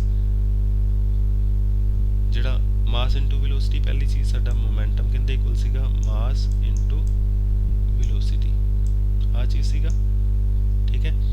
ਫਿਰ ਅਸੀਂ ਫੋਰਸ ਦੀ ਗੱਲ ਕੀਤੀ ਸੀ, ਫੋਰਸ ਕਿੰਦੇ ਇਕੁਅਲ ਸੀਗਾ ਕਿ f force is equal to change of momentum divided by t। change of momentum मतलब ਅਸੀਂ ਲਿਖਾਂਗੇ p2 minus p1 divided by t। clear है? यही चीज़ है, force is equal to p2 minus p1 divided by t। ਹੁਣ ਜੇ ਅਸੀਂ p momentum m into v ਹੁੰਦਾ, ਮੰਨ ਲਓ ਮੈਂ ਇੱਥੇ p1 ਕੱਢਾਂ, p1 ਪਹਿਲਾ ਮੋਮੈਂਟਮ, ਉਹ ਕੀ ਆ ਜਾਊਗਾ? ਬੋਡੀ ਦਾ ਮਾਸ ਕਿੰਨਾ ਹੈ? m, ਵੈਲੋਸਿਟੀ ਕਿੰਨੀ ਹੈ? ਮੰਨ ਲਓ v1। ਬਾਅਦ ਵਿੱਚ ਉਹਦੀ ਵੈਲੋਸਿਟੀ ਬਦਲ ਗਈ, ਉਦੋਂ ਦਾ ਮੋਮੈਂਟਮ ਹੋ ਗਿਆ p2, ਜਿਵੇਂ ਆਪਾਂ ਉੱਪਰ ਹੁਣੇ ਪੜਿਆ ਸੀਗਾ, ਉੱਪਰ p2 ਇਜ਼ ਇਕੁਅਲ ਟੂ ਕਿੰਦੇ ਕੋਲ ਹੋ ਜਾਊਗਾ? m into ਨਾਲ ਕੀ ਆ ਜਾਊਗਾ? v2। बच्चे इत्थे ਆਪਾਂ ਇਹੋ ਗੱਲ ਕੀਤੀ ਸੀ ना, पहले वेलोसिटी कितनी सी 10, बाद च वेलोसिटी बढ़ के कितनी होगी 25, वेलोसिटी कितनी होगी सी 25, वेलोसिटी चेंज होगी, मास तो ही रहा सी 5 तो मास पहले भी 5 बाद च भी 5, सेम चीज़ इत्थे लैने पे हैं। मास साडा उन्ना ही है, m पहले भी m सीगा, बाद विच भी मास साडा कितना हो गया m ही हो गया, बाद विच भी m ही रहा, मास चेंज नहीं होया। ठीक है, वेलोसिटी चेंज होंदी है हमेशा, वेलोसिटी पहले v1 सी किसी बॉडी दी, बाद विच उनकी वेलोसिटी होगी v2, तो मोमेंटम हो गया p2, पहला मोमेंटम सीगा p1, तो अपना फोर्स किंदे इक्वल है p2 minus p1 divide by t, इनू असीं लिख देंगे इत्थे वैल्यूज पुट अप कर दो। p2 साडा की है m into v2 minus p1 साडा की है p1, वो साडी कोल की है m into v1, m into v1 divide bye साडे कोल t हैगा ही सीगा थल्ले, वो असीं उਵੇਂ लगा देंगे t। ठीक है, आ ਜਿਹੜਾ ਉੱਪਰ m ਇੱਥੇ ਵੀ ਹੈਗਾ, m ਇੱਥੇ ਵੀ, ਇਹਨੂੰ ਅਸੀਂ m ਨੂੰ ਕਾਮਨ ਲੈ ਸਕਦੇ ਹਾਂ, m ਅਸੀਂ ਬ੍ਰੈਕਟ ਤੋਂ ਬਾਹਰ ਕੱਢ ਲਿਆ, ਇੱਥੇ ਕੀ ਰਹਿ ਗਿਆ v2 ਮਾਈਨਸ ਦੂਜਾ ਸਾਡੇ ਕੋਲ ਵੈਲਿਊ ਕੀ ਰਹਿ ਗਈ v1, ਕਿਉਂਕਿ m ਅਸੀਂ ਬਾਹਰ ਕੱਢ ਲਿਆ, ਬ੍ਰੈਕਟ ਕਲੋਜ਼ डिवाइड बाय की सीगा t। ऐसे की कैलकुलेट कर रहे हैं, ਅਸੀਂ f कैलकुलेट कर रहे हैं जी फोर्स, देयरफॉर f किंदे इक्वल आ गया f is equal to m, ठीक है, f is equal to m into आ चीज की है v2 minus v1 divide by t। इदा लिख सकते हैं आप, कोई प्रॉब्लम तो नहीं ना इस चीज़ में, जरा t सीगा थल्ले उन्होंने मैं v2 minus v1 divide by t लिखता, m अलग लिखता, कोई फर्क नहीं पैंता, उदा ही रहा सारी चीज़। Now who will tell v2 minus v1 divide by t आ की चीज़ आ गई, कोई ध्यान च आया तुहानू भी v2 माइनस v1 बटा t ये की चीज़ है, v2 माइनस v1 की होया बेटा चेंज ऑफ वेलोसिटी, ठीक है, divide by time, change of velocity ਨੂੰ ਜੇ ਆਪਾਂ ਟਾਈਮ ਨਾਲ ਡਿਵਾਈਡ ਕਰਾਂਗੇ ਤਾਂ ਕੀ ਹੋ ਜਾਊਗਾ ਪ੍ਰਵੇਗ, ਪ੍ਰਵੇਗ ਕੀ ਹੁੰਦਾ ਹੈ ਵੇਗ ਵਿੱਚ ਪਰਿਵਰਤਨ ਬਟਾ ਸਮਾਂ ਹੁੰਦਾ ਹੈ ਨਾ, ਤਾਂ ਇਹਦਾ ਮੰਨ ਲਓ ਜਿਹੜਾ ਆਪਾਂ ਪ੍ਰਵੇਗ ਹੁੰਦਾ ਹੈ, ਦੇਖੋ ਉਹ ਆਪਾਂ ਅਲੱਗ ਤੋਂ ਮੈਂ ਤੁਹਾਨੂੰ ਲਿਖ ਕੇ ਦੱਸਾਂ ਪ੍ਰਵੇਗ ਦੀ ਵੈਲਿਊ, ਉਹਨੂੰ ਅਸੀਂ ਇਦਾਂ ਲਿਖਦੇ ਹੁੰਦੇ ਪ੍ਰਵੇਗ ਨੂੰ ਕਿ ਪ੍ਰਵੇਗ ਹੁੰਦਾ ਹੈ a ਐਕਸਲੇਸ਼ਨ, ਉਹ ਕਿੰਦੇ ਇਕੁਅਲ ਹੁੰਦਾ ਹੈ ਚੇਂਜ ਆਫ ਵੈਲੋਸਿਟੀ, ਉਹ ਸਾਡੇ ਕੋਲ ਆ ਜਾਊਗਾ v2 ਮਾਈਨਸ v1, ठीक है, टाइम नाल उन्होंने डिवाइड कर दिए तो चेंज ऑफ वेलोसिटी ਨੂੰ ਜੇ ਅਸੀਂ टाइम नाल डिवाइड कर दिए तो ਸਾਡੇ ਕੋਲ ਕੀ ਆ ਜਾਂਦਾ ਹੈ ਪ੍ਰਵੇਗ ਆ ਜਾਂਦਾ ਹੁੰਦਾ ਆ ਚੀਜ਼। ਇਹਦਾ ਮਤਲਬ ਆ ਜਿਹੜੀ ਵੈਲਿਊ ਹੈ v2 v1 ਬਟਾ t, ਇਹਦੀ ਥਾਂ ਤੇ ਅਸੀਂ ਕੀ ਲਿਖ ਸਕਦੇ ਹਾਂ, we can write here a, ਇਹਦੀ ਥਾਂ ਤੇ ਅਸੀਂ ਕੀ ਲਿਖ ਸਕਦੇ ਹਾਂ, ਆਪਾਂ ਇਹਨੂੰ a ਲਿਖ ਸਕਦੇ ਹਾਂ, ਠੀਕ ਹੈ, ਇਸ ਜਗ੍ਹਾ ਤੇ। Therefore we will write f is equal to ਕਿੰਦੇ ਇਕੁਅਲ ਆ ਜਾਊਗਾ m मल्टीप्लाई बाय की आ जाऊगा, एंदी थां ते असी आ चीज साडी की आ गई, this is your acceleration a, तो this is your a formula कि force is equal to mass into acceleration. This formula is derived from Newton second law, ये न्यूटन दे सेकंड लॉ तो असी फॉर्मूला ड्राइव करते हैं कि f is equal to m into a, ठीक है। तुसी आ फॉर्मूला इदां ड्राइव करोगे, तुसी लिखोगे force is equal to change of momentum divide by t, p2 minus p1 divide by t, what is first momentum p1 हो जाएगा mass into velocity 1 v1, p2 साडा किंदे हो जाएगा m इनटू v2, तो इत्थे वैल्यूज पुट अप कर देंगे इस फॉर्मूले which m into v2 minus m into v1 divide by t, m असी कॉमन ले लांगे v2 minus v1 divide by t, फिर m into v2 minus v1 divide by t, v2 minus v1 divide by t is your acceleration, acceleration is प्रवेग, प्रवेग मतलब वेग विच परिवर्तन बटा समा, आई चीज वेग विच परिवर्तन हो गया बटा समा, तो एंदी थां ते असी a लगाता, दिस इज योर फॉर्मूला कि force is equal to mass into acceleration, ठीक है। तो यही चीज़ असी इधर कैलकुलेट करते हैं कि आई फॉर्मूला देखो तुहाडे कोल आई चीज़ पई है इत्थे कि this force equal to mass into acceleration, ठीक है। ये तुसी जिवें मैं तुहानूं समझाया तुसी उवें कर सकते हो, क्लीयर हो गया। तो you have to derive this formula कि f is equal to m into a, this is Newton second law, clear. आपां मतलब न्यूटन सेकंड लॉ चों आ एक मेन फॉर्मूला ड्राइव किया है कि force equal to mass into acceleration, clear है। इन्ना ही करना है इत्थों तक तुसीं एक बारी, फिर आप अगे नैक्सट ਜਿਹੜਾ ਲੈਕਚਰ ਹੈ ਉਹਦੇ 'ਚ ਮੈਂ ਤੁਹਾਨੂੰ ਅੱਗੇ ਕਰਵਾਉਣ ਦੀ ਕੋਸ਼ਿਸ਼ ਕਰੂੰਗਾ ਵੀ ਅੱਗੇ ਆਪਾਂ ਕਿਹੜੀ ਚੀਜ਼ ਕਰਨੀ ਹੈ। ਮੈਨੂੰ ਲੱਗਦਾ ਹੁੰਦਾ ਜਿਹੜੀ ਚੀਜ਼ ਤੁਸੀਂ ਕਰ ਸਕਦੇ ਹੋ ਐਸ ਮੀਡੀਆ ਦੇ ਰਾਹੀਂ, because we are not in direct contact, ਹੈ ਨਾ। ਤੁਸੀਂ ਤੇ ਮੈਂ ਦੂਰ ਹਾਂ ਅਸੀਂ, ਹੈ ਨਾ। ਅਤੇ ਕੋਸ਼ਿਸ਼ ਆਪਣੀ ਇਹੀ ਹੈ ਵੀ ਆਪਾਂ ਜਿੰਨਾ ਕੰਮ ਕਰ ਸਕੀਏ, ਜਿੰਨਾ ਤੁਸੀਂ ਸਮਝ ਸਕੋ, ਹੈ ਨਾ, ਉਹ ਆਪਾਂ ਕਰ ਲਈਏ। ਤਾਂ ਅੱਜ ਤੁਸੀਂ ਕੀ ਕਰਨਾ, ਅੱਜ ਤੁਸੀਂ ਪਹਿਲੇ ਤਾਂ ਪਿਛਲਾ ਕੰਮ ਰਿਵਾਈਜ਼ ਬੇਟਾ ਜ਼ਰੂਰ ਕਰਨਾ ਸਾਰਿਆਂ ਨੇ, ਹੈ ਨਾ। ਜਿਹੜੇ ਪਹਿਲੇ 5 ਪੇਜਿਸ ਹੈ ਇਹ ਸਾਰਾ ਕੰਮ ਰਿਵਾਈਜ਼ ਕਰਨਾ, ਪਹਿਲੇ ਤੁਹਾਨੂੰ ਕਰਵਾਇਆ ਹੋਇਆ ਹੈ। ਅਗੇਨ ਯੂ ਵਿਲ ਪਿਛਲਾ ਵੀਡੀਓ ਤੁਸੀਂ ਦੇਖ ਸਕਦੇ ਹੋ ਜੇ ਤੁਹਾਨੂੰ ਕੋਈ ਪ੍ਰੋਬਲਮ ਹੈ ਤਾਂ। ਮੋਮੈਂਟਮ ਤੋਂ ਅੱਜ ਆਪਾਂ ਸਟਾਰਟ ਕੀਤਾ ਜਿਹੜਾ ਨਵਾਂ ਕੰਮ, ਮੋਮੈਂਟਮ ਬਾਰੇ ਕਰੋਗੇ। ਮੋਮੈਂਟਮ ਕੀ ਹੁੰਦਾ ਹੈ, P = m/v ਇਹ ਫਾਰਮੂਲਾ ਹੈ। ਮਾਸ m ਹੁੰਦਾ ਹੈ, ਵੈਲੋਸਿਟੀ v ਹੁੰਦਾ, ਦੋਨਾਂ ਨੂੰ ਮਲਟੀਪਲਾਈ ਕਰਦੀ ਹੈ ਮੋਮੈਂਟਮ ਆ ਜਾਂਦਾ ਹੈ। ਵੈਕਟਰ ਕੁਆਂਟੀਟੀ ਹੈ ਐਂਡ ਦਾ ਯੂਨਿਟ ਕੀ ਹੈ, ਕਿਲੋਗ੍ਰਾਮ ਮੀਟਰ ਪਰ ਸੈਕਿੰਡ ਹੈ ਮੋਮੈਂਟਮ ਦਾ, ਹੈ ਨਾ। ਉਹ ਤੁਹਾਨੂੰ ਇੱਧਰ ਵੀ ਮੈਂ ਦੱਸਿਆ ਸੀਗਾ, ਠੀਕ ਹੈ। ਆਪਾਂ ਇੱਧਰ ਵੀ ਇਹ ਗੱਲ ਕੀਤੀ ਸੀ, ਮੋਮੈਂਟਮ = ਮਾਸ × ਵੈਲੋਸਿਟੀ, ਠੀਕ ਹੈ। ਤਾਂ ਆ ਇਹਦਾ ਯੂਨਿਟ ਹੈ ਕਿਲੋਗ੍ਰਾਮ ਮੀਟਰ ਪਰ ਸੈਕਿੰਡ, ਠੀਕ ਹੈ। ਉਸ ਤੋਂ ਬਾਅਦ ਆਪਾਂ ਕਿਸੇ ਵੀ ਸਿਸਟਮ ਦਾ ਮੋਮੈਂਟਮ ਕੰਜ਼ਰਵ ਰਹਿੰਦਾ ਹੈ। ਉਹ ਤੁਹਾਨੂੰ ਇੱਧਰ ਬੜਾ ਅੱਛੀ ਤਰ੍ਹਾਂ ਸਮਝਾਤਾ ਸੀ ਵੀ 2 ਬੋਡੀਜ਼ ਲੈ ਕੇ ਵੀ ਆ ਪੂਰਾ ਇੱਕ ਸਿਸਟਮ ਹੋ ਗਿਆ। ਇਹਦਾ ਮੋਮੈਂਟਮ ਪਹਿਲੇ 200 ਹੈ, ਬਾਅਦ ਵਿੱਚ ਵੀ 200 ਹੀ ਰਹੂਗਾ, ਇਹ ਫਰਕ ਨਹੀਂ ਪੈ ਸਕਦਾ। ਜੇ 75 ਹੋ ਗਿਆ ਉਹ ਆਟੋਮੈਟਿਕਲੀ 125 ਹੋ ਜਾਊਗਾ। ਜੇ 50 ਰਹਿ ਜਾਂਦਾ ਉਹਨੇ 150 ਹੋ ਜਾਣਾ ਸੀ। ਜੇ 100 ਹੋ ਜਾਂਦਾ ਉਹਨੇ ਵੀ 100 ਹੋ ਜਾਣਾ ਸੀ। ਮਤਲਬ ਟੋਟਲ ਤੁਹਾਡਾ 200 ਹੀ ਰਹੂਗਾ, ਬਿਕੋਜ਼ ਇਟ ਇਜ਼ ਕੰਜ਼ਰਵਡ, ਠੀਕ ਹੈ। ਨੈਕਸਟ ਆਪਣੇ ਕੋਲ ਸੀਗਾ ਆਪਾਂ ਘੱਟ ਫੋਰਸ ਲਾ ਸਕਦੇ ਹਾਂ ਜੇ ਕੋਈ ਹਲਕੀ ਬੋਡੀ ਹੈ, ਭਾਰੀ ਬੋਡੀ ਹੈ ਤਾਂ ਉਹਨੂੰ ਜ਼ਿਆਦਾ ਫੋਰਸ ਲਾਉਣਾ ਪਊ ਉਹਨੂੰ ਚਲਾਉਣ ਵਾਸਤੇ ਜਾਂ ਰੋਕਣ ਵਾਸਤੇ। ਇਹ ਚੀਜ਼ ਆਪਾਂ ਕਰ ਚੁੱਕੇ ਹਾਂ। ਨਿਊਟਨ ਸੈਕਿੰਡ ਲਾ ਆਪਾਂ ਪੜ੍ਹ ਲਿਆ ਸਾਰਾ। ਨਿਊਟਨ ਸੈਕਿੰਡ ਲਾ 'ਚ ਅਸੀਂ ਬੇਸਿਕਲੀ ਵੀ ਡਰਾਈਵ ਦਿਸ ਫਾਰਮੂਲਾ F = m/a ਤੁਹਾਨੂੰ ਦੱਸਤਾ ਵੀ ਕਿਵੇਂ ਆਉਂਦਾ। ਉਹ ਤੁਸੀਂ ਫਾਰਮੂਲਾ ਇੱਦਾਂ ਡਰਾਈਵ ਕਰਾਂਗੇ ਕਿ ਮੋਮੈਂਟਮ ਆਪਣਾ P m/v ਹੁੰਦਾ ਹੈ, ਜਨਰਲ ਫਾਰਮੂਲਾ ਹੈ। ਜੇ ਉਹਦੀ ਵੈਲੋਸਿਟੀ ਪਹਿਲੇ v1 ਹੈ ਬਾਅਦ ਵਿੱਚ v2 ਹੈ ਤਾਂ ਮੋਮੈਂਟਮ ਆ ਜਾਊਗਾ ਪਹਿਲੇ p1 ਬਾਅਦ ਵਿੱਚ ਆ ਜਾਊਗਾ p2। ਤਾਂ force = change of momentum divide by t। Change of momentum ਸਾਡੇ ਕੋਲ ਆ ਗਿਆ, ਅਸੀਂ ਮੋਮੈਂਟਮ ਦੀ ਥਾਂ ਤੇ ਵੈਲਿਊਜ਼ ਪੁੱਟ ਅਪ ਕਰਤੀਆਂ, the formula divide by t। m ਨੂੰ ਅਸੀਂ ਕਾਮਨ ਲੈ ਲਿਆ ਤਾਂ ਇਹ ਸਾਡੇ ਕੋਲ ਵੈਲਿਊ ਜਿਹੜੀ ਹੈ ਐਕਸਲੇਸ਼ਨ ਦੀ ਆ ਗਈ। ਤਾਂ force = mass × acceleration. This is the general formula which we have derived, ਠੀਕ ਹੈ। ਤਾਂ today you will do this work. ਇੰਨਾ ਕੰਮ ਕਰੋਗੇ ਤੁਸੀਂ ਇੱਥੋਂ ਤੱਕ, ਐਂਡ ਆਈ ਹੋਪ ਕਿ ਤੁਹਾਨੂੰ ਸਾਰਿਆਂ ਨੂੰ ਇਹ ਚੀਜ਼ਾਂ ਦੀ ਸਮਝ ਬੜੀ ਅੱਛੀ ਤਰ੍ਹਾਂ ਆ ਗਈ ਹੈ। ਬੇਟਾ ਕਰਨਾ ਇਹ ਹੁੰਦਾ, ਤੁਸੀਂ ਕਈ ਵਾਰੀ ਪੁੱਛਦੇ ਹੋ ਵੀ ਫੇਅਰ ਕਾਪੀ ਲਗਾਉਣੀ ਹੈ ਜੀ, ਇੱਦਾਂ ਕਰਨਾ ਉੱਦਾਂ ਕਰਨਾ। ਜਨਰਲ ਸਮਝ ਲਓ ਕੀ ਕਰਨਾ। ਪਹਿਲੇ ਜਿਹੜੇ ਨੋਟਸ ਦਿੱਤੇ ਹੁੰਦੇ ਤੁਹਾਨੂੰ ਨਾਲ ਮੈਂ ਭੇਜਦਾ ਨੋਟਸ ਵੀ ਆਵਲੇ, ਹੈ ਨਾ, ਆਵਲੇ ਪੇਜ ਇਹ ਤੁਹਾਡੇ ਗਰੁੱਪ ਵਿੱਚ ਪਾਏ ਹੁੰਦੇ ਆ। ਇਹਨਾਂ ਨੂੰ ਧਿਆਨ ਨਾਲ ਪੜ੍ਹਨਾ ਹੈ, ਪਹਿਲੇ ਪੜ੍ਹਨਾ ਹੈ।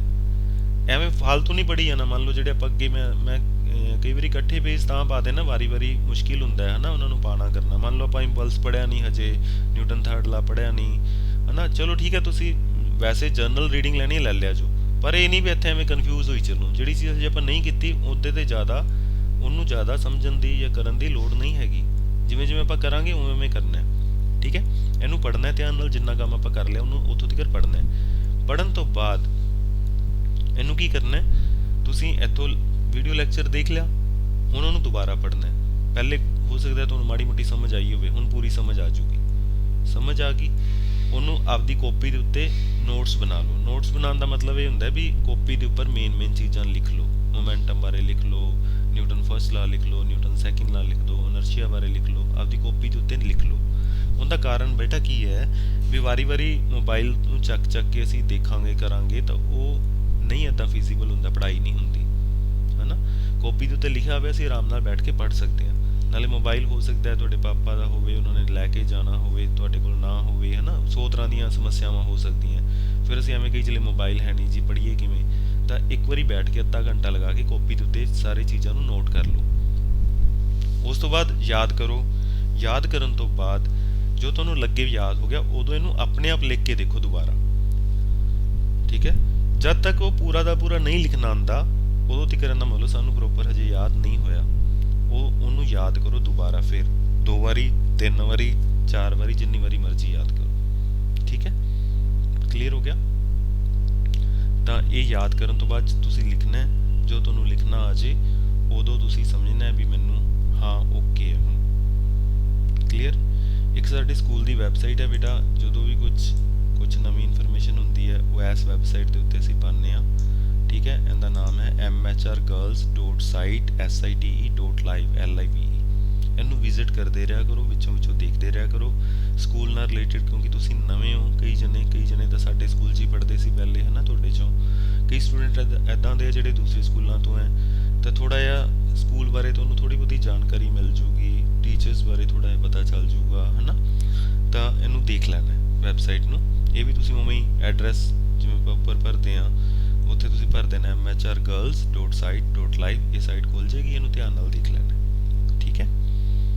ਓਕੇ, ਹੈਪੀ ਲਰਨਿੰਗ, ਬੜਾ ਵਧੀਆ ਪੜ੍ਹੋ। ਐਂਡ ਵਨ ਮੋਰ ਥਿੰਗ ਕਿ ਕਰੋਨਾ ਖਤਮ ਨਹੀਂ ਹੋਇਆ ਬੱਚੇ, ਕੁਝ ਆਪਾਂ ਨੂੰ ਗਵਰਨਮੈਂਟ ਵੱਲੋਂ ਹੈ ਨਾ ਕੁਝ ਢਿੱਲ ਦਿੱਤੀ ਗਈ ਹੈ, ਮਤਲਬ ਵੀ ਅਸੀਂ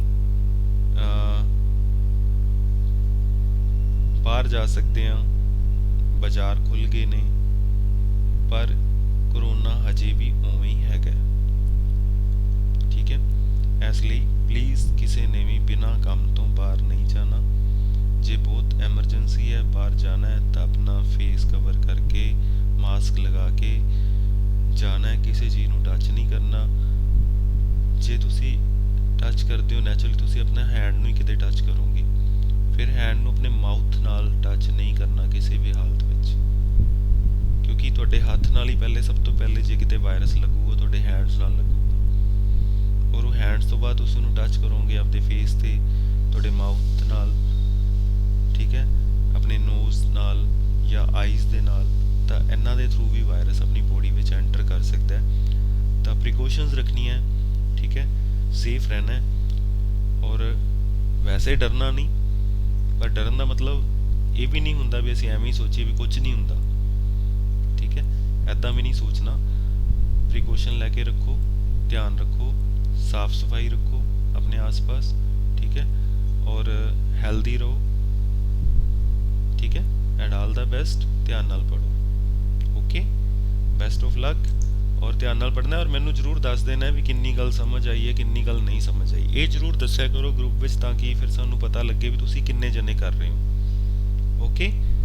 ਓਕੇ ਬੇਟਾ, ਬੈਸਟ ਆਫ ਲੱਕ।